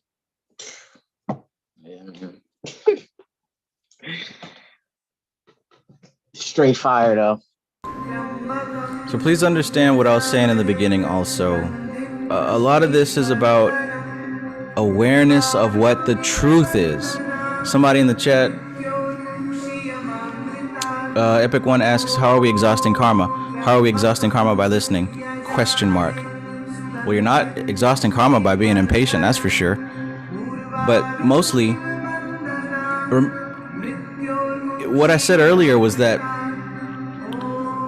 what we're dealing with is having this awareness deeply entrenched in the impulses and reactions of the physical body. And that's at worst. At best, we've got our awareness and our identification faculties deeply entrenched into our thoughts and these thought forms and these ideas and these concepts. Now, as long as we operate from that angle, as long as we're operating from that perspective, we are engaging in causing new causes and reaping old effects. And that process continues and continues and continues. Because if we're deeply engaged and engrossed with the five senses, we're only going to be led like a wild beast towards the things that feel good, and we're going to run from the things that feel bad. That is what causes karma, that craving and aversion, running towards and running away from, due to being identified with the body, the senses, and the ideas. So in that process, that fluctuation, deja vu, going back and forth, that's what causes new karmas. So instead of exhausting karmas, you're actually just adding to the pile.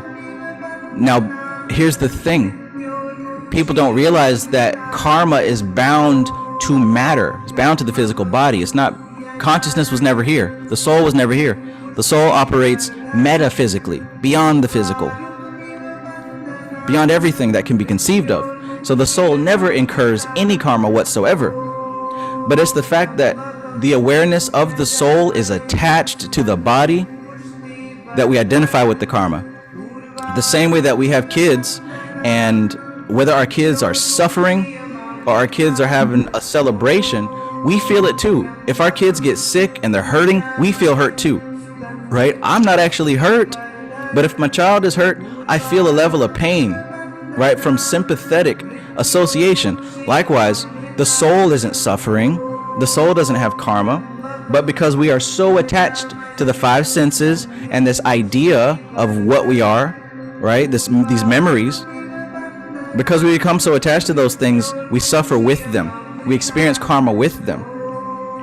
So simply by listening to this information, simply by studying this information, hopefully, you know, I don't know, maybe not, but hopefully you start to experience the aspect of buddhi, of higher self, whose function is being able to decipher what is reality and what is not reality. Buddhi is the function to be able to decipher what's reality and what's not reality. Reality is the soul is never here. The soul does not have karma. None of this stuff has anything to do with what's real. This is all temporary, because one day, you and me both, the physical body is going to die, and our memory will be completely wiped from the history books. No one will ever give a fuck ever again. Someday that's going to be reality. And that should be great, because this never happened in the first place. So it's all dependent on what angle you're acting from. If I'm acting from the angle of non-attachment, knowing that what I actually am is beyond this body, I don't incur any more karma.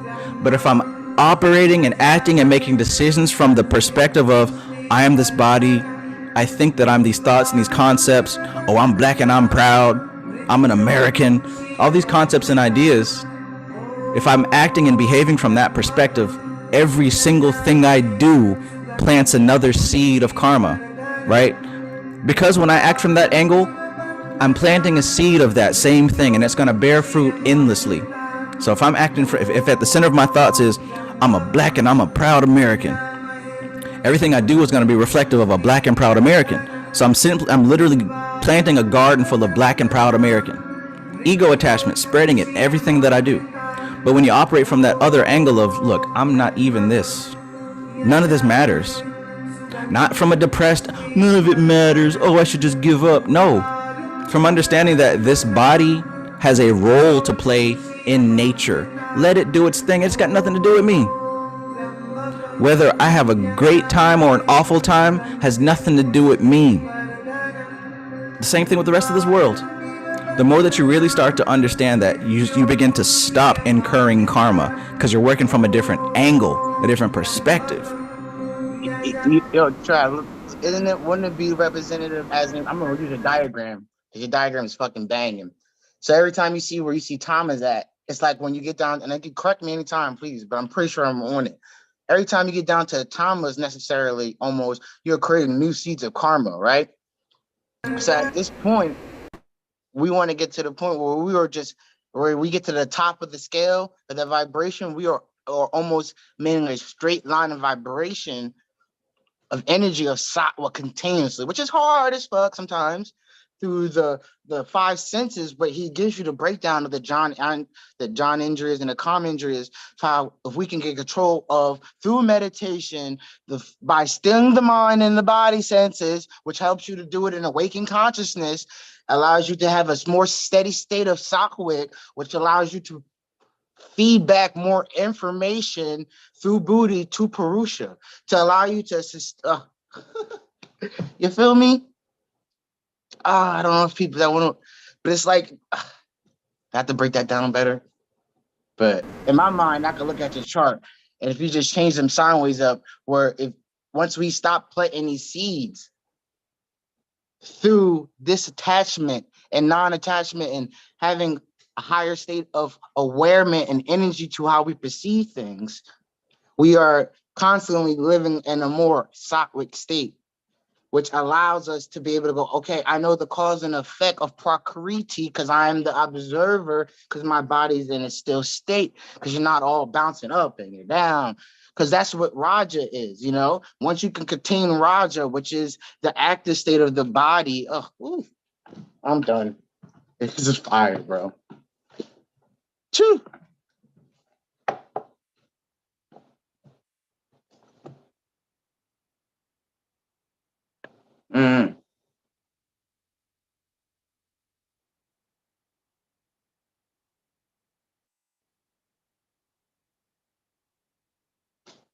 Straight fire though, Trav. It's like right there.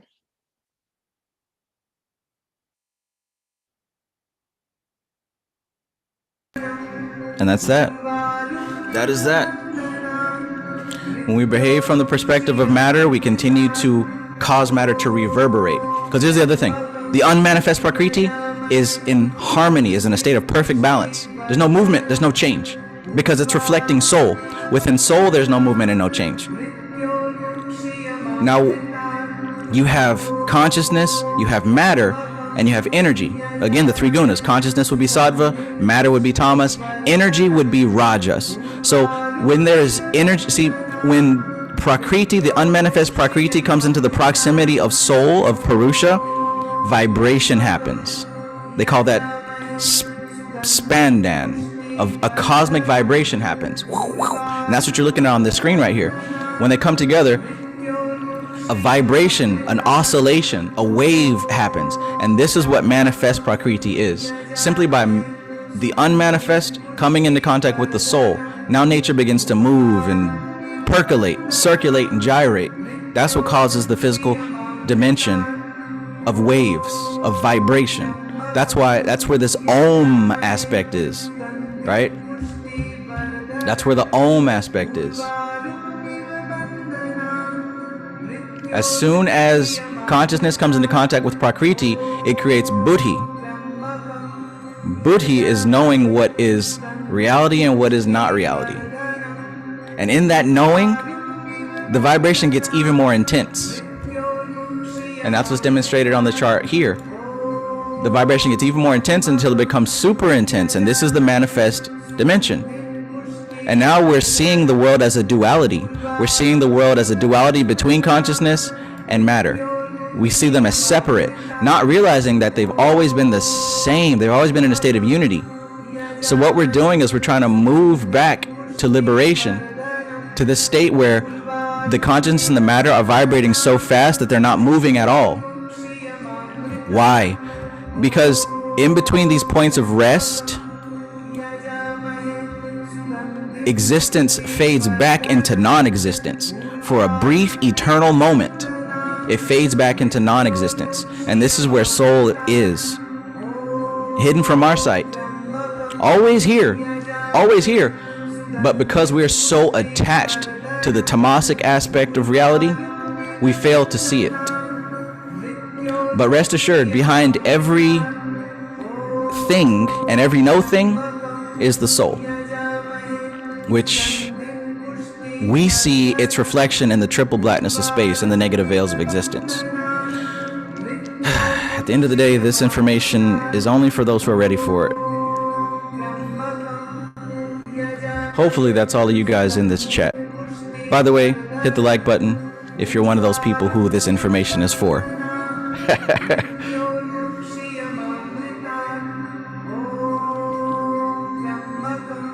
Food Abroad says, so is it correctly safe to say that the vibration or oscillation causes karma? Absolutely. That's what karma is. Karma is that vibration. Karma is that oscillation. Karma is this little diagram. Karma is the stillness. Cause see how it used to be still? Karma is the fact that we caused a disturbance in the force and now it's going buck wild. That's what karma is. Karma is going from nothing to movement to something and back down again and repeating the whole process over. That's what karma is. Now what I said was, the more that we focus our awareness and our attachment to this process, the more that we keep it moving. It's like we have a scab and we keep peeling it off so it won't heal. What happens is when you start to focus now, instead of on the thing, you focus on the no thing. You focus on the thing that's behind it. And when you're in that state, you're no longer causing karma. Not just being in that state, but identifying with that state. Because currently you identify as manifest prakriti. But if you start to identify as unmanifest prakriti, now you start to bridge the gap and reach towards liberation. Gotta read these books. Gotta meditate on these concepts. This isn't something that can really just be microwaved. Like, this is a good microwave version. But to really get it, you gotta study this information. If that's what you want. Everybody don't want this, and that's great. I got so excited my coffee got cold.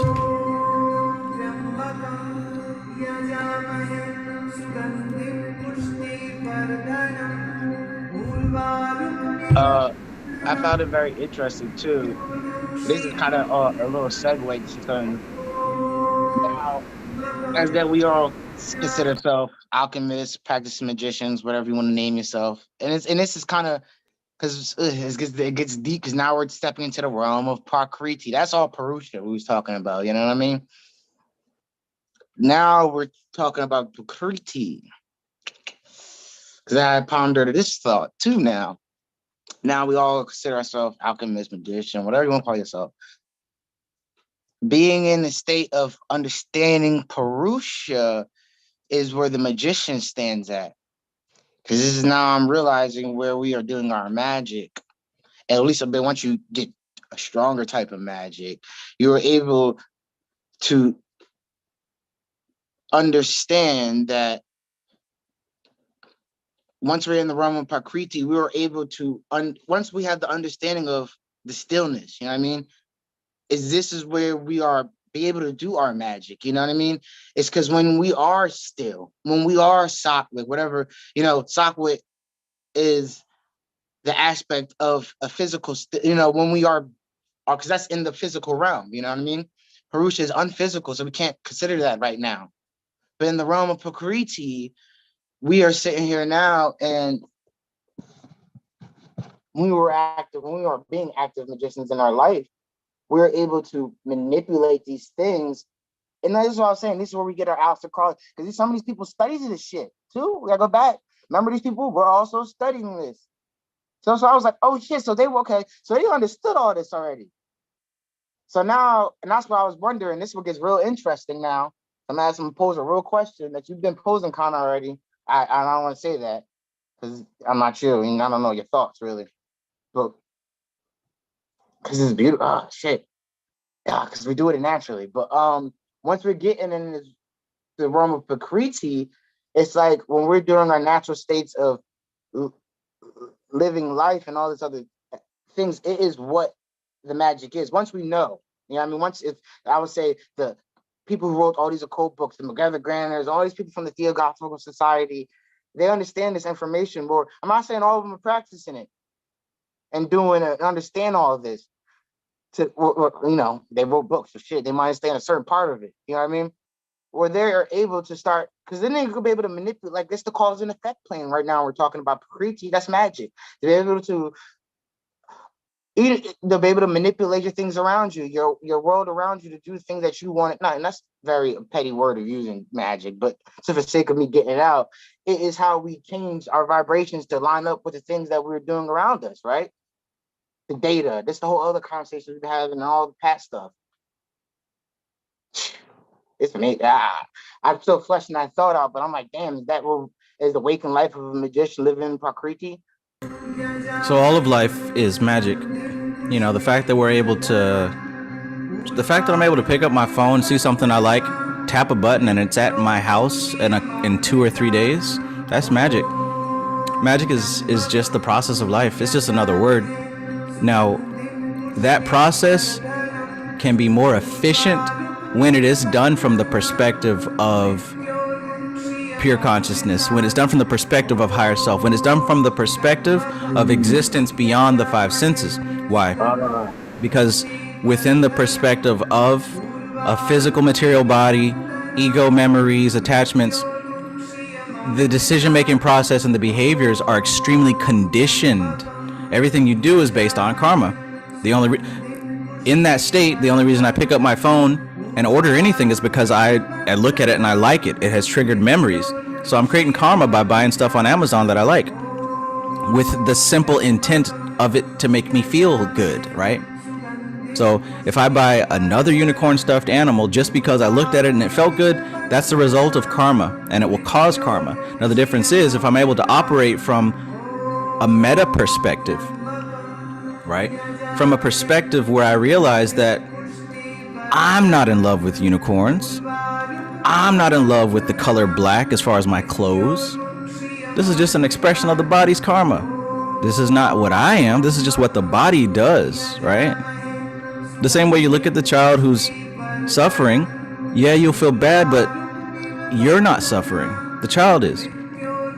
A lot of kids graduated this weekend. Your child graduated so you can celebrate, right, with them, but you didn't graduate. So having the understanding that, yes, I can enjoy my child's graduation, but also recognize I didn't graduate. I didn't even go to school. I wasn't even there. I wasn't even a student. But I was there to help facilitate my child going through school. It literally has nothing to do with me. Matter of fact, I can see that he's celebrating, and I don't feel happy about it or sad about it. It's just reality. That's being able to see clearly. Because I didn't get emotionally affected or invested, I'm not causing any karma. So now I'm free to buy all the unicorn stuffed animals I want, because I'm not even here. I'm not even doing anything. It was a part of my existence before I became aware of it. I just opened the door to let it in. That's another thing about these indriyas that this chapter talked about. The faculties to experience reality and the reality that you are experiencing are actually two parts of the same puzzle. So you're never going to come across something that you're not supposed to. You're never going to smell anything, taste anything, touch anything, see anything, hear anything that you weren't already supposed to. It's all self-contained. Do you get that part?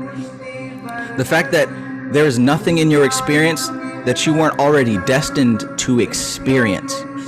That's what karma is also.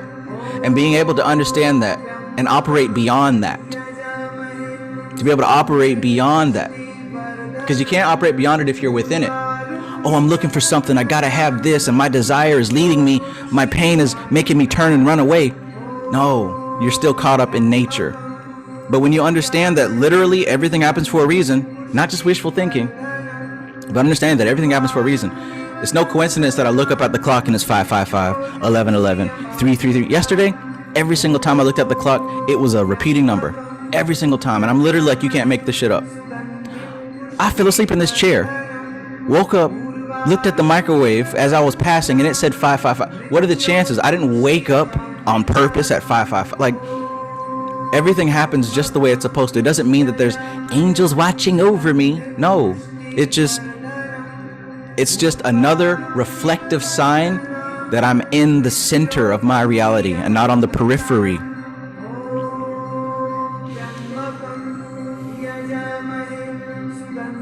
One day. I think it's pretty funny. My friend had posed a question, and he don't know any of this stuff, but he was like, I'm totally doing it, but it's so fun. I want to tell you because I want you guys to. Somebody else does it in our group will be lit. But you ever hear of the sensory deprivation tanks? Okay, if anybody heard them, it's like the thing in Stranger Things where like the little girl Elle goes into where if they have them out where I live at, where there's like a business. But the whole thing is where you go into it and it's like salt water and you sit in it, all feelings. Like you lose your sense of sight because it's black room. You lose your sense of hearing because it's dark. You lose your sense of everything. You're floating in water, so you feel like you're in space after 20 minutes. So I'm like, yo, this is me doing my magic. You know what I mean? I'm like, so I'm gonna go there and I'm gonna do so I'm just gonna go there and meditate and do one of my mental things, my meditations I do in my head, and see what comes out of that. Because they say, if and I'm just being a scientist at this point, the first two steps of getting to a dwashta, the observer, is that you got to calm your mind and calm your body senses. And most people have a problem with the body senses. And I would talk. I'm pretty good with mine. Since I've practiced martial arts that's got me control of my body. I'm like, if I could take all of it away instantaneously, and I know how to meditate, and I go in there with a deep ass meditation and prepare myself, I wonder what's going to happen. Because then, can I get back to? Is that a way to? And you can watch all the movies when they talk about, like you watch Stranger Things, but if she goes in there, she tapping into the psychic realm, where she can tap. Well, I don't want to say the psychic realm, but she's tapping into another. It's interesting. That's something a little spare, man. I want to tell people. If y'all got some sensory deprivation places that y'all can go and do some meditations in, shit might be fire. Post that in the group chat. Everybody's on Bobby M and shit. Everybody on that. Post it up on there. That's some fire shit. And I was like, I gotta tell people that.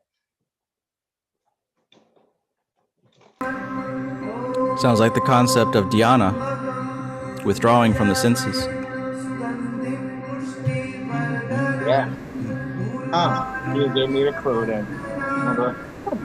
So even saying that, going there and then doing practice with 1 point concentration to get a idea out of me. Okay. I got something now. You just helped me flesh something out right there. Thank you. Yeah. That's fire.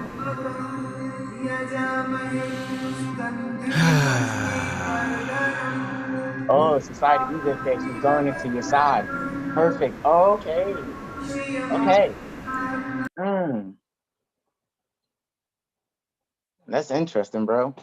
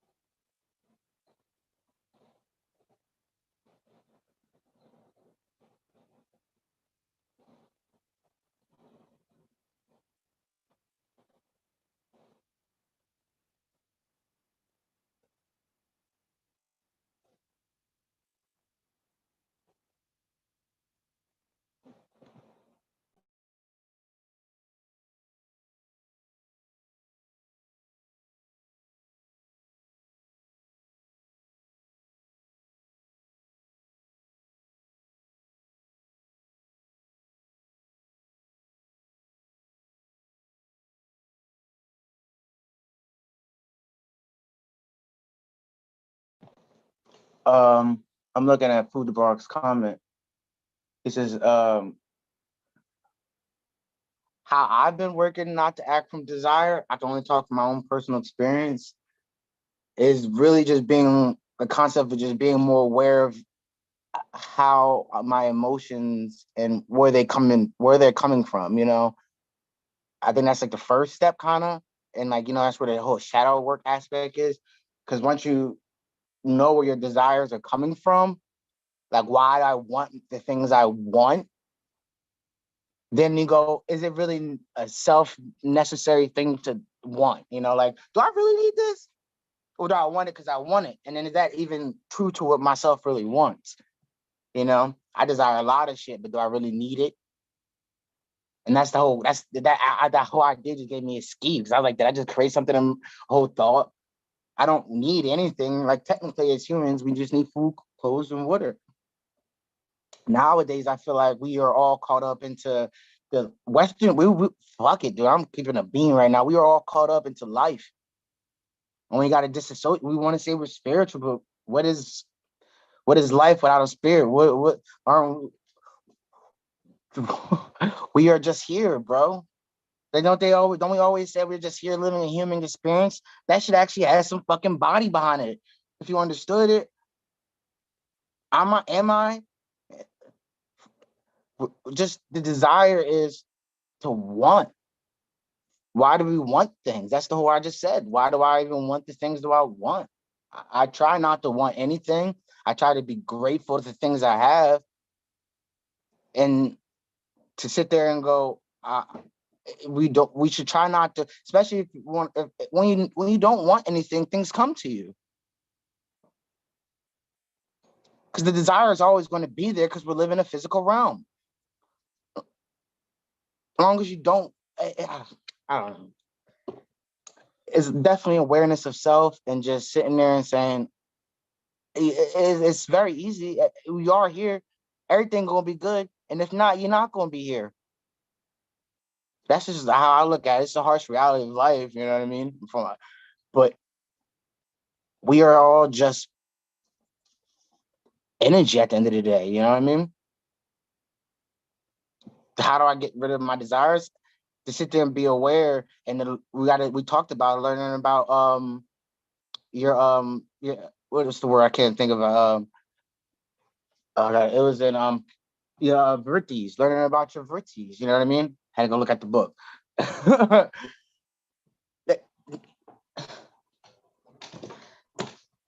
Poverty to novelty, you know what I mean?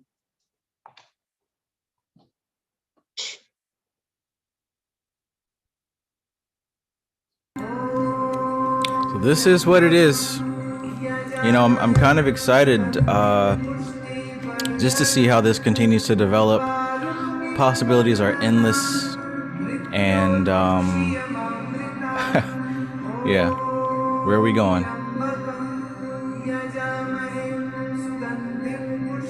So I mentioned this before, and I'm sure if you guys follow my channel, then you also have known this, but I've been working on a book that's talking about how to work with the goetic spirits, and really how to work with any spirit, honestly. But I found that up until now, everything dealing with the Goetia is still traditional. So there's a lot of people just repeating what's already been written in these books. And I have just about all of them that Amazon sells, and others. And for the most part, it's repetitive. Now, yeah, there's like a handful, maybe 3 or 4 that are original for the most part. But a vast majority of these Goetia books, they're just repeats. And what I found from coming from the perspective that I have realized, I'm able to see through a lot of what has been presented. And I think that we've reached a level in our evolution now where we don't have to do all that elaborate stuff. And I hope to really show that and make that clear with the book that I'm working on. And I mentioned last night, as a prerequisite in the early chapters of the book, I've been writing about how what's required as far as safety or success, like what do you need in place beforehand. And if you look at the old books, it'll say that you need to have something done in a certain time of the moon. You got to do something with your clothes. You have to wear something bathed. You have to have these candles and this circle drawn on the carpet and this triangle and all this stuff. And for the most part, a lot of these things are arbitrary, or I should say they've become arbitrary. Because in the beginning, they all had very clear representations of what they're supposed to have as an effect on the unconscious mind, but that's been largely forgotten. Really, the only thing that you need as preparation is inner work, shadow work, the mind to have been stabilized. Because again, as long as you're operating from the perspective of a traumatized child, which most of us are babies in an adult body, right? I don't know if you've been outside and talked to people, but you'll notice most everybody is a hurt child. That's just the way it is. And if those traumas and those pains aren't neutralized and transcended, right? I didn't say buried under the carpet, and I didn't say projected onto someone else, because that's what we do. When we feel that trauma and that pain and that hurt that was never resolved, whether it was physical abuse, emotional abuse, mental abuse, whether it was any number of things, because a child is fragile and this world can be quite harsh. So everybody's got these traumas. If they're not neutralized and reabsorbed, what we actually do is we put them on other people. So now we hate groups of people, right? We hate a person because of their race. We hate them because of their sexual orientation. We hate them just for arbitrary reasons. Well, what's actually happening is that individual hates a part of themselves. And since they can't bring themselves to hate themselves or even to solve their problem, they project that onto someone or some group of entities, right? If you're not hating on somebody because of their race, you're not hating on somebody because of their sexual orientation, then you're hating some kind of faceless group, right? Oh, the government. What's the government? There's no government, right? You're still dealing with individual people, but we project it out there, or we bury it, right? And what we find when we bury it is that it takes other forms and it continues to attack us and traumatize us, right? So, for example, a lot of women who suffered abuse, they seek partners who are abusive, and the cycle continues. Now, that's not because they like being beat up. It's because that's how they haven't dealt with that trauma, so it keeps manifesting in different forms. So imagine if a person takes all of that unhealed trauma and tries to work with demonic spirits, right? What's the first thing they're going to do? They're going to try to hurt people who hurt them. They're going to try to use their projected images, their projected hatred, their projected prejudices, and this is where the whole backlash and the whole harm comes from working with energies like this, because you're working with energies that are very potent because they exist at a rate that is closer to the unmanifest. So when you're dealing with these potent energies, they're going to manifest in some way, shape, or form that's going to relate to your unhealed trauma. So all this to say, before I release my book, I put together a training on shadow work. And I think that this is really important. I think that if you want to have success, not just working with spirits, but also in understanding this spiritual information, you've got to have a certain level of a neutralized inner child. Now, when I say neutralized, I mean harmonized. I mean that the inner child is not operating from a place of, I've been hurt, so now I want to hurt somebody. If that's at the core of your operating system, it doesn't matter what you do. It doesn't matter if you work with Kabbalah, Goetia, Reiki, right? It doesn't matter what you're working with. If that inner child is wounded and neglected from its healing, it's going to express that pain out. Just like in the movie Doctor Strange, what Wanda was doing with that book. That's a perfect example of what's happening if you don't do your shadow work. Let alone talking about, oh, I'm working with the dark side, I'm working with the clip off. You ain't done a lick of shadow work, but you're talking about working with the clip off, which is probably why you're attracted to the clip off, because you think that there's some strange dark power that you can use to get back at the people that hurt you, right? Which in itself, you're setting yourself up for failure. So it's not ever that these demons attack you, it's because your inner structure is faulty. I know it's hard to look in the mirror, but it's not that these demons or these spirits or anything is out to get you. It's because your inner structure is so inefficient that when you bring that power in, that inefficient structure starts to collapse on itself. So if you're somebody who feels like you're under psychic attack, and somebody told you that and you believe it, if you're somebody who feels like your inner trauma is getting in the way of you understanding this information, if you're someone who feels like you've been trying to do shadow work forever but you don't know where to start, then I highly suggest you check out the training that I'm offering on shadow work. I think it'll save you a lot of trouble and a lot of suffering moving forward. And it'll probably demonstrate to you that you already know enough. You're just blocked from seeing it due to this trauma. So all that to say, shadow work is extremely important. And please make that at the forefront of your practice. And if you're not going to take my training on it, do your own research on it.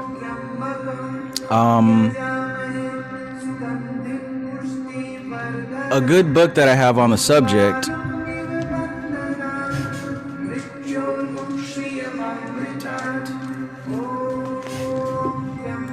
If you don't plan on taking my class on shadow work, 2 good books that can help you out. One of them is called The 7-Day Mental Diet. It's written by Emmett Fox. It's a very short book. It'll help you start the process of coming into here and now and not living in the past. It's very short. It's a little pamphlet even. It's called The 7-Day Mental Diet. Also, if you want to get a little bit deeper, check out Meeting the Shadow. Now, Dr. Connie Zeig, she actually has 3 books in this series. Okay? And what happens is that they explore how the shadow expresses itself. And what's really cool about this particular series is that she gets input from several prominent psychologists. So you'll have plenty to read about if you're the type that wants to read. But otherwise, I suggest you take my class. Of course, I'm going to say that because I'm one of the best teachers in the world. But seriously, if your inner child is unhealed and you haven't neutralized a lot of these subtle influences, it's going to make itself evident in everything that you do. Understand it. Not just Kabbalah, not just any of that. Shadow work is crucial. And like I said before, moving forward with the real power, I really want to address that and make sure that everybody just knows how crucial it is. You're not going to have success unless you meet your shadow and neutralize it. Now, it might not happen today, but at some point, you have to do shadow work. Do you understand me? At some point, you have to. It's not an option. I prefer you do it while you still have a body, because it's going to be very difficult when you don't have a body. Because again, we're talking about karma now, right? And reincarnation. Because if you're operating from a place of pain and an unhealed inner child, by default, you're generating all kinds of karma. By default. Because you're clinging and holding on to something. And you're letting that trauma define you. So imagine if you lose this body and you're still clinging on to that trauma, you're only going to attract another living experience to work that karma out. Deal with it now.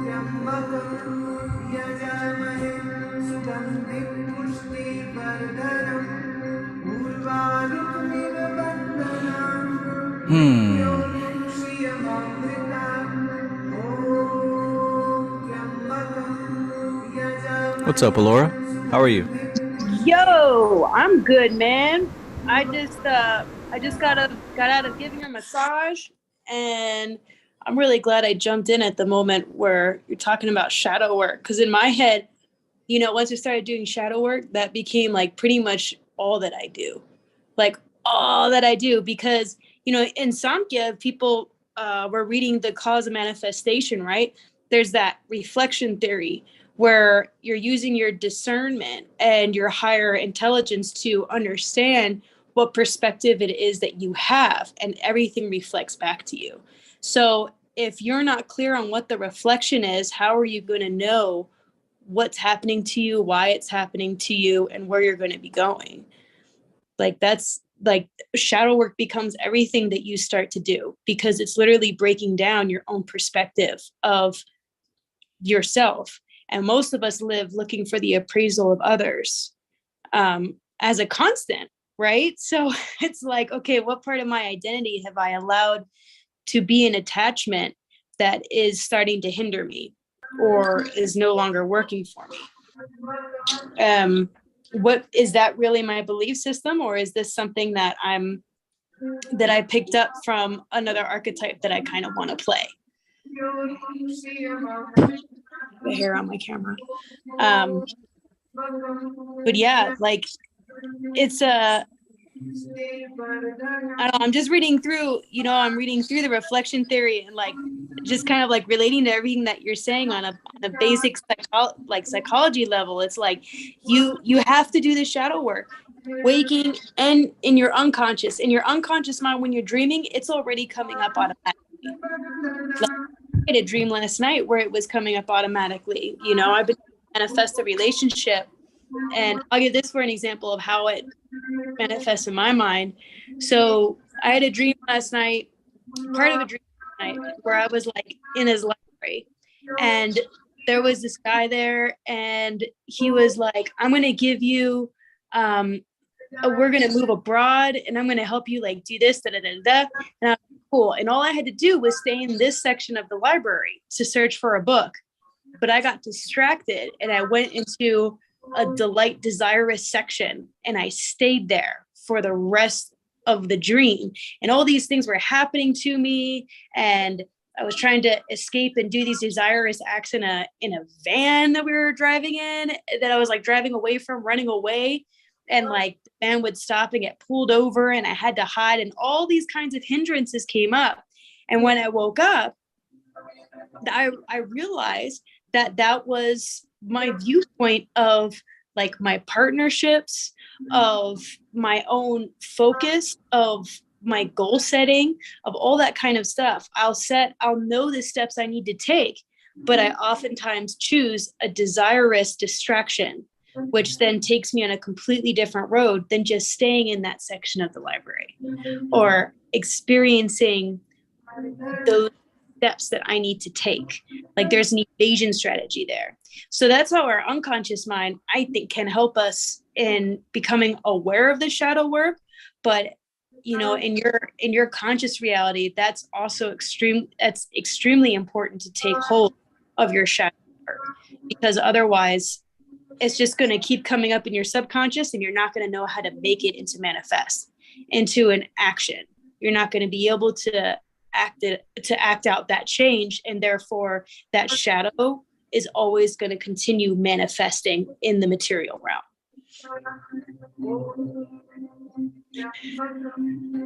And what did Niranjan Ananda say about the shadow? He talked about how the shadow is inherent in the object. The shadow is actually projected out of the object. Right. It's just like everything else, right? Right. So this is best dealt with in the level of Akash, right? In the chat, Food Abroad says, I've heard that shadow work actually has to be done in a trance state, either through meditation, path working, or through drugs, because things like journaling make it easy to deceive oneself. Well, there's some truth to that. And the truth is, healing the relationship with yourself, what we're doing is we're healing all the relationships, because all relationships are a reflection of who we were at the time that we felt that pain. So if you had something happen to you at age 7, age 15, age 23, age 33, 43, the age that the thing happened at, you froze there. It locked it in. It became extremely tamasic. Now, oftentimes you don't remember the story. Sometimes you do, sometimes you don't. That's not important. The story doesn't matter. What matters is the effect that the story caused. So let's say something happened at age 15. It becomes locked into your memory. And what happens is it continues to reverberate throughout time, because this is in your subjective experience. It's not in the physical world. A traumatic event is not necessarily the outside event, right? Let's say, for example, the shooting, right? A mass shooting. Somebody goes out with a gun and just shooting everything up. Some people who are there will be traumatized for the rest of their lives. But then there's other people who this is just an everyday thing. People who live, who live that life on the streets and tote that iron, right? That it's their daily experience to shoot and get shot at. People in the Middle East and the war-torn lands of bombs dropping and AK-47s going off every couple minutes, a shooting wouldn't affect them the same. So it's not the event itself that causes the trauma. It's your reaction to it. So your reaction to the event in that time and space, it freezes. It hardens a chunk of chitta. It hardens your memory. And that hard memory now influences everything you do after that. Everything. So again, like I said, neutralize. If it's never neutralized, it will continue to affect every single thing you do for the rest of your life. So imagine, you know, not just a shooting. I just use that because that's the popular thing right now. Even if it was heartbreak, right? Or even as a child, let's say your mother left you in the room and you're crying and screaming and crying and she don't want to deal with it, right? Say she goes downstairs to watch Golden Girls and you're sitting in there pissing your diaper, shitting your diaper, and you've been in there for like an hour screaming your lungs out, right? You're going to start to have abandonment issues because here you are needing nurturing and you're not getting it. So you're going to react in whatever way that you were raised to react in your short time on the earth. And that's going to cause a hardened chunk of abandonment issues. So now as you get older, when you start dealing with partners, male or female, whatever, when they start to show any amount of behavior that could be linked to abandonment, you're going to overreact based on that trauma. And you're not going to understand why. You're just going to think it's normal and natural. Well, everyone feels this way. No, that karma, that trauma is still controlling you. So how are we talking about some free will? It's not free will because everything you do is being affected by this unhealed shadow, right? So imagine if you start working with magic and spirits and all this other stuff, everything you do is an effect of a cause, which is the unhealed shadow. That's why I say shadow working is so important. Yeah, in here they talk about the flower, right? You see the reflection of a flower in a mirror. The reflection can be seen, but it is not the actual flower. Similarly, the consciousness of Purusha is mirrored in Mahat, but the conscious factor of Mahat is not Purusha. It is just a reflection. So the proximity of Purusha to Prakriti infuses Prakriti with the reflection of consciousness, which is used to start a process of activity. So if the way how I relate that to what you're saying is that shadow work is a product of Prakriti. It's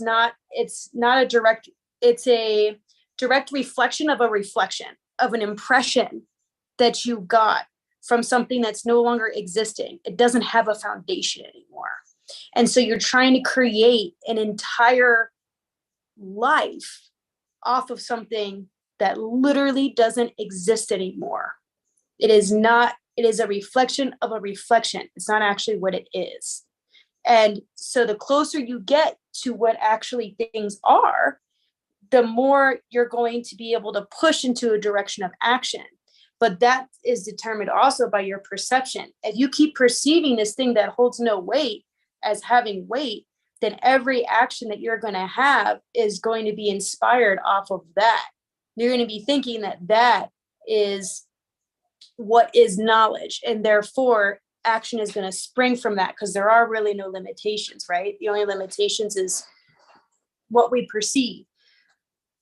So it's like you gotta really look outside of that, find out, does it hold weight or does it not? Is it an unfounded, is there any foundation to this?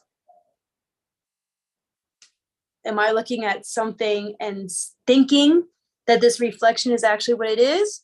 Or am I not even seeing it for what it is and then acting off of that? Like, you know, that's something we got to check ourselves all the time on, like all the time. Like I got a thing with self-doubt, right? Like everything, like I go into that direction where I think that if I feel sure about something, it's probably because I'm wrong. And so, you know, I have this self-doubt that I have to overcome. And maybe my decision was the wrong one. Maybe I didn't do this right or that right or something like that. So I should hold off. And I end up missing opportunities because of that limiting belief, because of that thing that holds no water to it. It's based off of an impression that doesn't fucking exist.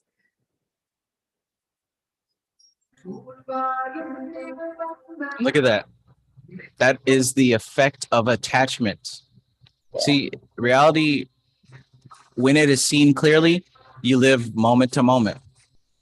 In these books that we've been reading through the year, for the months through the year, Niranjanananda would talk about his guru, Swami Satchidananda, And he talked about how at one stage he was releasing his karmas.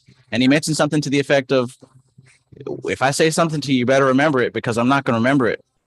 Right? He's transitioning his awareness into a state of eternal nowness, not what I did yesterday and last week.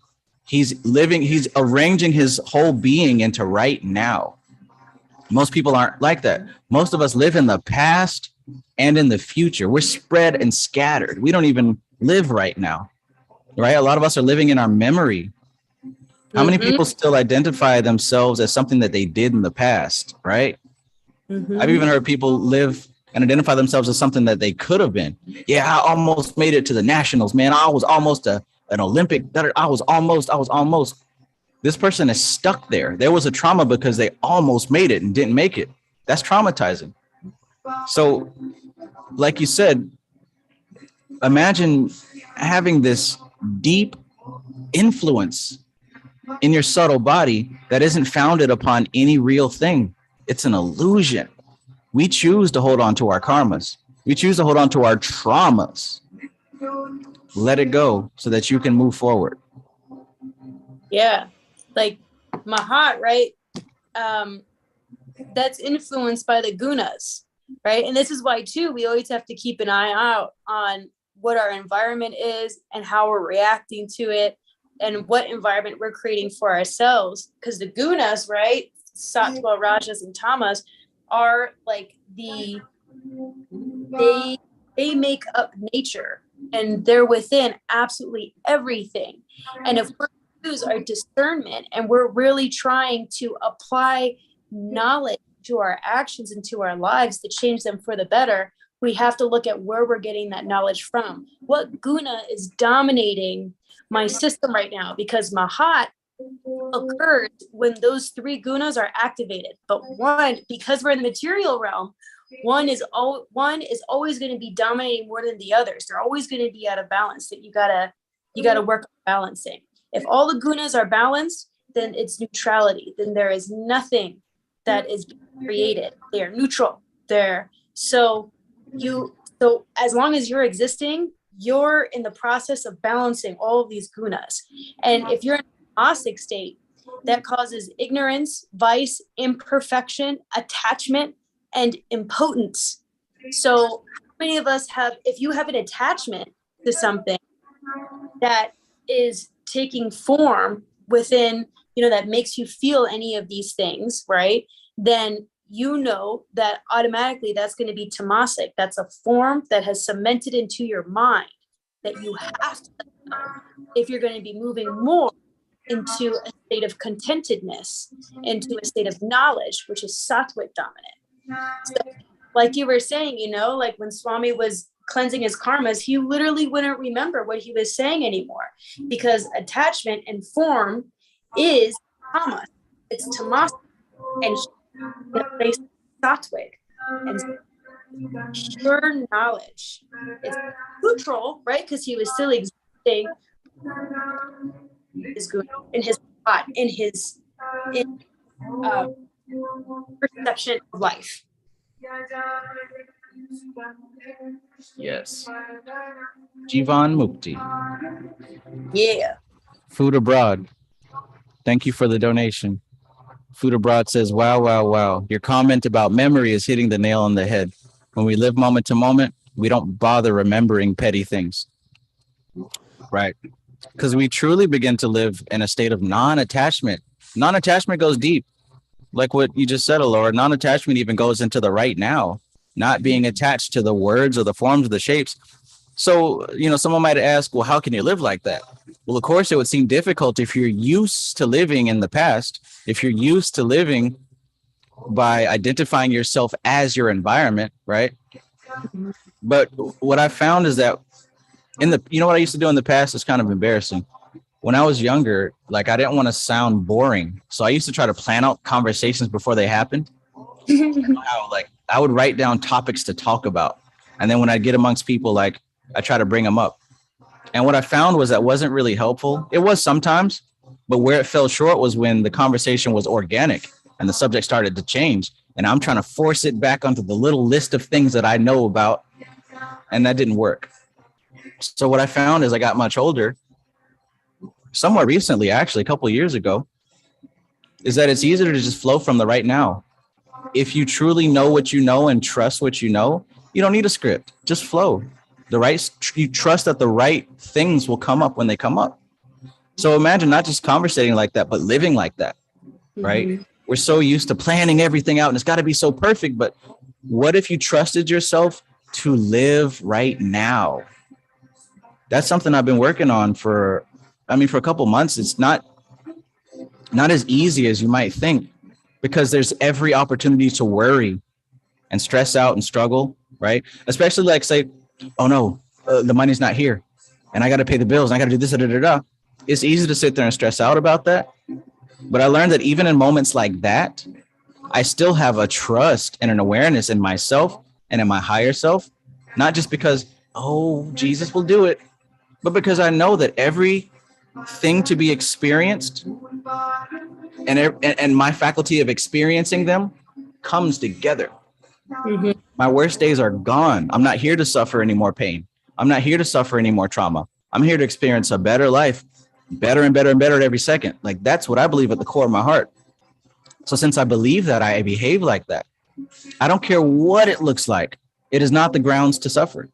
There's been many times where things kind of went south and I just knew that things were going to go back up. And sometimes just before things shoot right back up. And there's basically what I'm saying is when you start on this path and you really believe what you're dealing with, you'll understand that, like what the Christians say, God doesn't take you to a certain level just to drop you, right? But living from the moment, living from the now is a trust in yourself and your connection to the universe, to your soul. What helped me a lot in that was it was a great NLP teaching, I guess, but it's really cemented into my mind. It's if you have to see things from the future self. Otherwise, you're going to continue to allow the past to dictate your present, because that's your only reference point. So if you, and, not saying that what you were doing, you were trying to memorize conversations, they come up. That's not the future self. What we're talking about is the state where you want to be in the present. So, for example, my future self is content and wise and kind and has all these attributes, so that at the moment they are comfortable. I have an emotional attachment to that future state of consciousness that I wish to achieve. And by doing that, my mind has a reference to that and is able to achieve that moment in the present. Whereas if I wasn't thinking from the future self, if I wasn't thinking about that state of consciousness or that level, I'm going to continue to automatically dig from my past so I can relate to things in the present moment. Because if we don't have a clear idea of what the present moment holds, we're just going to continue living in the past. Like we're just, I'm going to relate to this glass jar the way how I related to it yesterday or even 2 hours ago, versus if I were to see the glass jar, identify the desire to have water in it, and then fill it up with water. That was a future state that I saw myself having with that glass jar. So then all of a sudden that past impression of what I was doing with it 2 hours ago didn't come up. It was, okay, let me get some water and fill that up so then I can have water to drink in this present moment. Yeah. So living in that state, you can start to see if you just, before I say that, I would say also, even just saying your future self, that's just a label, and that may cause a discrepancy in understanding. What I would even say is ideal self, right? Because there's an ideal self that's operating in the background always, and we're moving towards that ideal self at every moment. So what if we took some time to really just become aware of that ideal self, the sattvic self, because that would be the aspect of yourself when the sattva guna is in predominance. And that's kind of like what I was saying earlier when I talked about that last exercise in the Franz Barth initiation into hermetics, where he tells you to choose a symbol or an icon of pure divinity, not just so that you can have an object to worship, but so that you can have a form that can be used to access divine consciousness. Because without a symbol to access divine consciousness, you can't access divine consciousness. You're not aware of how to even begin. But what I've learned from all of magic is that we exist and move in the etheric plane. So the etheric plane is the realm of images. It's the storehouse of images, the chitta. In order to access an energy, we have to have an image to access it. Likewise, when it comes to God, right? A lot of Christians do very well because they have an image of Christ and they can pull through that type of energy through that image. It's ignorance and foolishness to sit up here and I'm not a Christian because Jesus was white and it wasn't no white people in the Middle East. Like, you didn't want to believe in it in the first place, so just shut up. Like, just say what you really want to say. Somebody hurt you in church, and now because you're not doing the shadow work, you want to blame white Jesus, who, according to you, wasn't even a real person. So what are you even mad about? Right? That's like you telling me that everything Travis says is false because he believes in unicorns. And I know the unicorns ain't real. So you see what I'm saying? Mm-hmm. It's all subjective. But in order to aspire to your best self, you got to have the image of your best self to aspire to. Right. And even on your note of like having like an object, yeah, you can have, we do that automatically as kids. I mean, I know for me, I had a stuffed lamb that I called Lammy, right? And Lammy was the shit. Like, I loved Lammy, like Lammy harbored so much love that even though I grew out of it, years later, I inherited from my mom, gave it to me in a bucket. And I was like, oh my God, it's Lammy. And all of a sudden these like emotions came up. Now I had this lamb before I could retain memory, right? So like, I didn't really have a memory associated with Lammy, but I had the emotions attached to Lammy that made me feel like, oh, so good, so full of love, so taken care of. So we automatically do these things. And we also make other people our objects of projection as well, all the time. Like, David Schneider talks about, you ever date the same person, but with a different face, right? Like, you assign people these reflections that you have repeating over and over and over again, like, oh, this person said this to me because that was, again, referring to the past, right? Not thinking from the ideal self, because, I remember going through this before. And so that meant this person is this kind of way. Well, they may have some of those cycles, or they may have the behaviors the same, but not the same person that you're referencing from. You're projecting onto them, right? You're recreating a memory. And by associating yourself with them, you're keeping it active in your stream of consciousness, in your reality, in your picture of reality, which is affecting how your ideal self is going to come out, because this is the action you're lining up with. So we do that all the time. Like, I had, and so it's important in the conscious life, again, to kind of become aware of that and then reassign those projections, reassign how we're viewing these objects or these people or these things. Like, I recently had a dude who was flirting with me, right? And so I was like kind of interested, but I was like, well, I don't know. He seems like kind of likes to play games. I don't really know. I don't know. And like, I found out that he had a girlfriend, and I was like, oh yeah, definitely not happening now, like, oh no. And in my head, my immediate thought was, oh, ain't this shit, right? Like, every single time I want to have a relationship, I get this result. And then I was quick to be like, whoa, fuck that. Throw that out.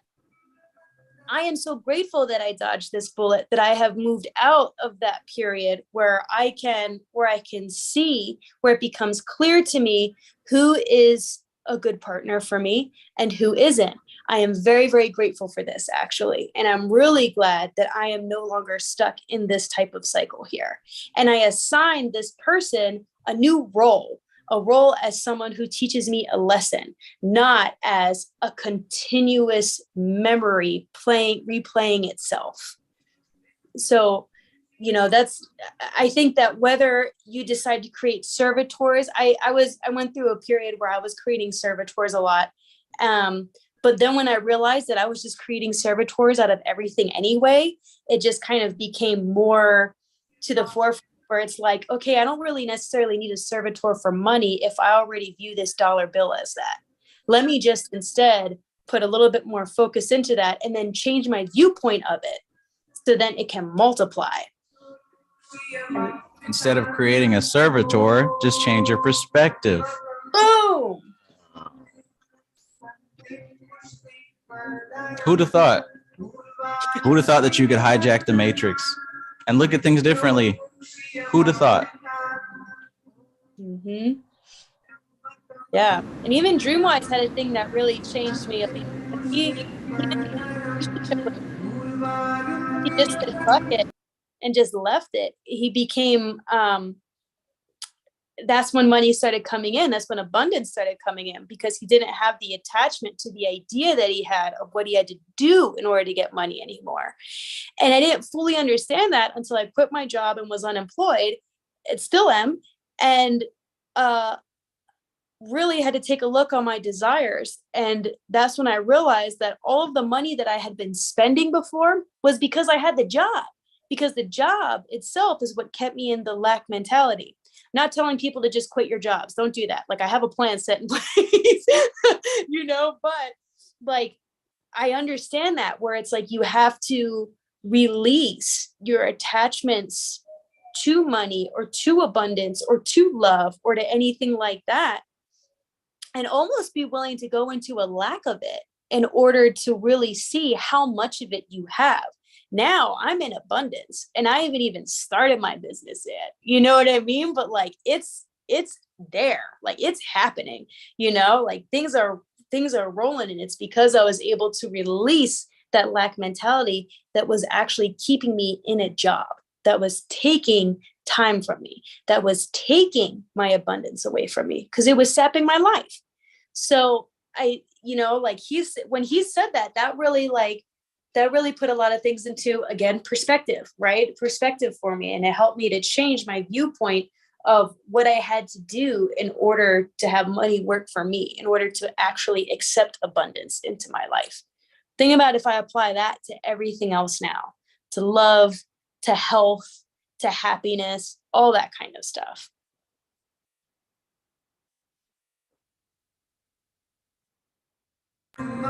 Perspective is everything.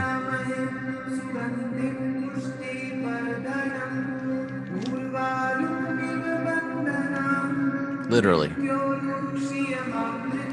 Because even down to matter and Samkhya, Prakriti is one thing, not a bunch of different things. But again, depending on perspective, if you're working from a meta perspective or perspective of soul, of higher consciousness, you can look down and see that all things are one thing.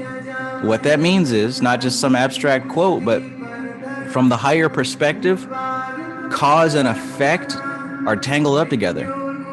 Just like in the diagram that I showed, we can say that cause is the going up and the effect is the coming down, right? Now that's from a perspective of being into the thick of it. We see like the start of it, the middle of it, the end of it. But from a perspective of higher consciousness, that up down is happening so fast that it just seems like a straight line. So the cause and the effect have happened simultaneously. They're self-contained. If you're able to see it that way, you're very less likely to get carried away emotionally by the flow of pain and pleasure. But the more that we see reality, the more that we look at reality in terms of cause and effect, like this right here, the more that we see reality like this, going up and down, we're going to be moved up and down with it. But what we notice is that the higher we go, we notice that the up and down becomes one singular line. Now, imagine looking at life in this way. You can start to move differently.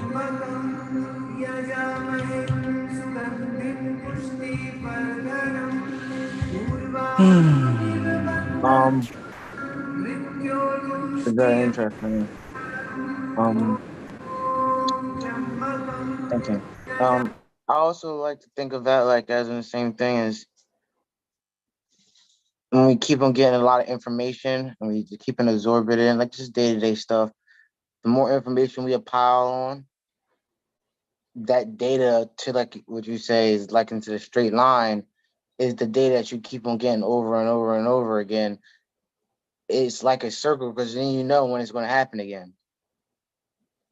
It's like, okay, I know that's going to happen. A, B, C, D. That's like the causal plane. I was also, remember I was having a conversation with somebody about something and they were having a conversation. They're like, oh, I don't understand where this is happening. This is like literally like happened to somebody who doesn't understand. Like they was in a position of higher with somebody on the same level, but one person was more savvy to the information than they were. So just because one person had more data than the other, they were able to make the right moves because they had the more data. Like seeing the course before it even happens. More data also can be represented as quality of information or quality of consciousness, because with more data you are capable of making a more quality decision, right? A lack of data means that you're limited in what you can actually do. A lower quality of consciousness is symbolized by not having many options, right? A plant has a lower quality of consciousness compared to a dog because a plant only has so many options. A dog has more options. But a dog has a lower quality of consciousness than a human because a human has more options that can be enforced within Prakriti. So more data is often a result of a higher quality of consciousness.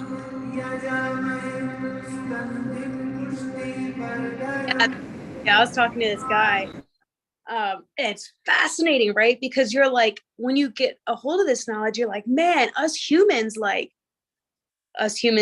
humanity, like there's so much potential there, right? Like, wow, there's so much potential for awareness to come in. And it's fascinating how people will keep themselves from that knowledge, from that broader perspective. Like I have a trainer who he was talking to me about his dating experiences, right? He's like, man, he's like, I hate it when they ask me all those stupid sci-fi questions. Let me tell you, I like poker, I like weight training, and I like food. Okay, I like specific food, and I'm happy. Okay, we don't need to go all out there. And I'm like, man, what a boring life. Like, really, there's nothing. And, and I made a joke. I was like, I love sci-fi questions. And he was like, well, I don't. Blah, blah, blah. And like, I noticed as one of his behaviors that if we were to talk about, say, someone were to bring up something political or religious or a theory or an idea, he would have to automatically be the first and the last person to speak, even though he would be saying nothing. Like he would contribute nothing to the conversation. And then he would spend all the rest of the time in between wildly guessing and trying to hang off of what other people were saying, because you could tell that he had not branched out his mind enough where he would be able to formulate an opinion of his own. So he has to test the waters quite dramatically in order to find out which direction people are going in and then agree with what they're going in, even though he started off saying the complete opposite. He would have to make sure that you validated him because he in the end was agreeing with you, even though he's not really sure what he was saying. Like this, like, and this is a functioning human being, this is someone who I've come across quite frequently, where it's that negotiable buddhi, right? It's the one that's like going to everyone else for an answer, but never coming up with an answer for themselves. Like they're staying very limited. Stable buddhi. Is that stable buddhi? Is that what that is? Not negotiable. Okay. Yeah. Stable. It's a stable moody. And it's like, it's just fascinating to me when you see that, because that gives you an idea of where you can meet with them at, and then also what maybe not to discuss with them, or what they're not open to, right? Like, I'm not open to my awareness in this. I don't want to gain awareness in this aspect because I'm scared. And so that's where too, when we start practicing that shadow work, and when we start branching out our awareness, that's something I've had to also train myself, where it's like, I can't really share this with a lot of people. You know, like it's really important to read where other people are at. Do they have the expanded consciousness, or am I trying to, again, make them an object where it's like, now I can post this on you, and we're going to have this great elevated conversation. Like, am I actually seeing what's there, or am I projecting something onto you?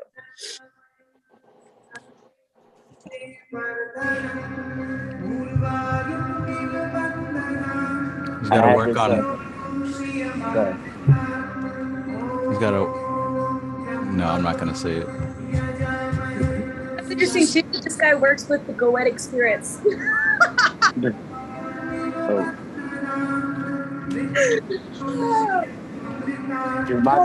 I let him think he knew more than me, but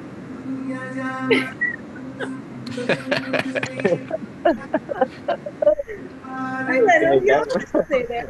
You can stay there. I had this guy once when I worked with it. It was so, that's when I first really came into conscience. So at that point, he still knew more than me. But it was funny because it still didn't click to me. He said, "Yeah, man," and he always fucking said it. And I was just like, "Okay, you're proud of this." But he was like, "Man, I don't know a lot, but I know a lot about a little. I know a lot about a lot." What did he say? Oh shit. He's like, I'm really smart. He was a smart guy, but he knew a lot of topics, but only could talk about it for 5 minutes. And he's like, a man of many trades, but a master of none. Yeah. He's like, 5 minutes, I can talk to you some real deep shit about 5 minutes. After 5 minutes, it's not deep. And he would do it every time. It'd be like, oh, nice. But no substance after 5 minutes.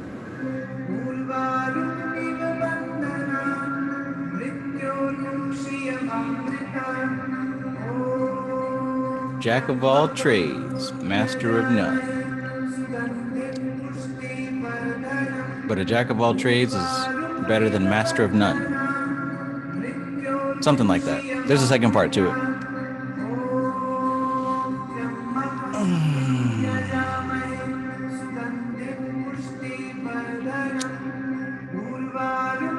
Okie doke.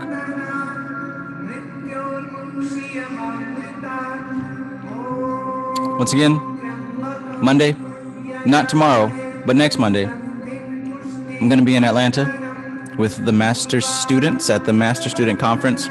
We had a private meeting this morning for everybody who bought the ticket. There was a webinar and, just talking about stuff. We're going to be talking about more stuff. And everybody's really coming with techniques and information that are designed to help you go from point A to point B. And there's going to be a smorgasbord of different things and different levels. And there's going to be a lot of people there also, more people from the community than last time. Quite a few people going to be there. I just confirmed with Arius, he's going to be selling some of his stuff. He's going to be vending there. There's going to be a lot of other vendors that you have certainly seen in these spiritual circles. So it's going to be a cool event. And I really hope that this happens more and more frequently. Be on the lookout for that. Also, like I said, I'm not going to let you forget that I'm writing a book on the Goetia. You'll definitely see it. But before that, I've learned that it would be an astoundingly great idea to work on shadow work first. So if you're somebody who wants to deal with this, get with me. I'm probably gonna open it up this week before I go out to Atlanta. But shadow work. I'm gonna be doing a training on shadow work, and we'll see how it goes. If a lot of people like it, then we'll continue it. If not, then, you know, at least those of you who did enter the training will have the benefit of that. And yeah, we're going to finish up Samkhya Darshan and jump right into Mystical Kabbalah. And if I can get enough people who are interested, we just might dive into an NLP book study. Yeah! That's what I said. I think it would be helpful, especially since me thinking about shadow work and how that would be very helpful, then might as well get to the NLP. Because I used to be weary about sharing certain subjects, and there's still a lot of things I won't share on public YouTube, but I realized that people can only utilize something to the depth that they know themselves. So there really isn't any danger in sharing this information. At best, it'll help them become a better person. At worst, you know, they'll learn a valuable lesson.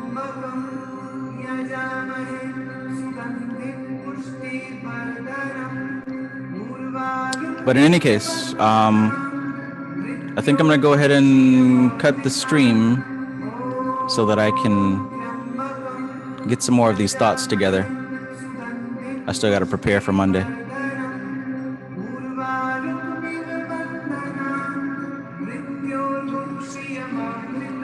Fresh brain, baby.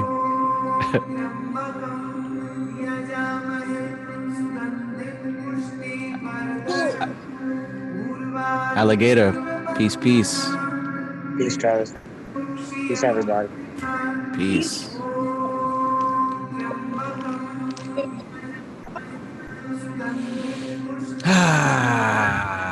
It was a good session.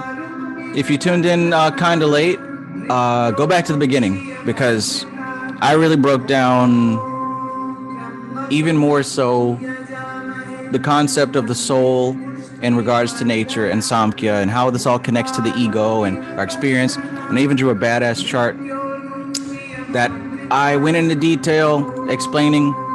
So like I said, if you are coming in late, go ahead and rewind it so that you can understand what the hell this is all about right here. And the more that you understand this, you'll have a better perspective on how reality actually works. Because just like this book says, Samkhya Darshan, just like the book says in chapter 6 and 7, the function of buddhi is discernment between reality and non-reality. And what you're seeing right here is a diagram explaining reality and non-reality. So the more that you understand it, the more you activate your connection to your higher self.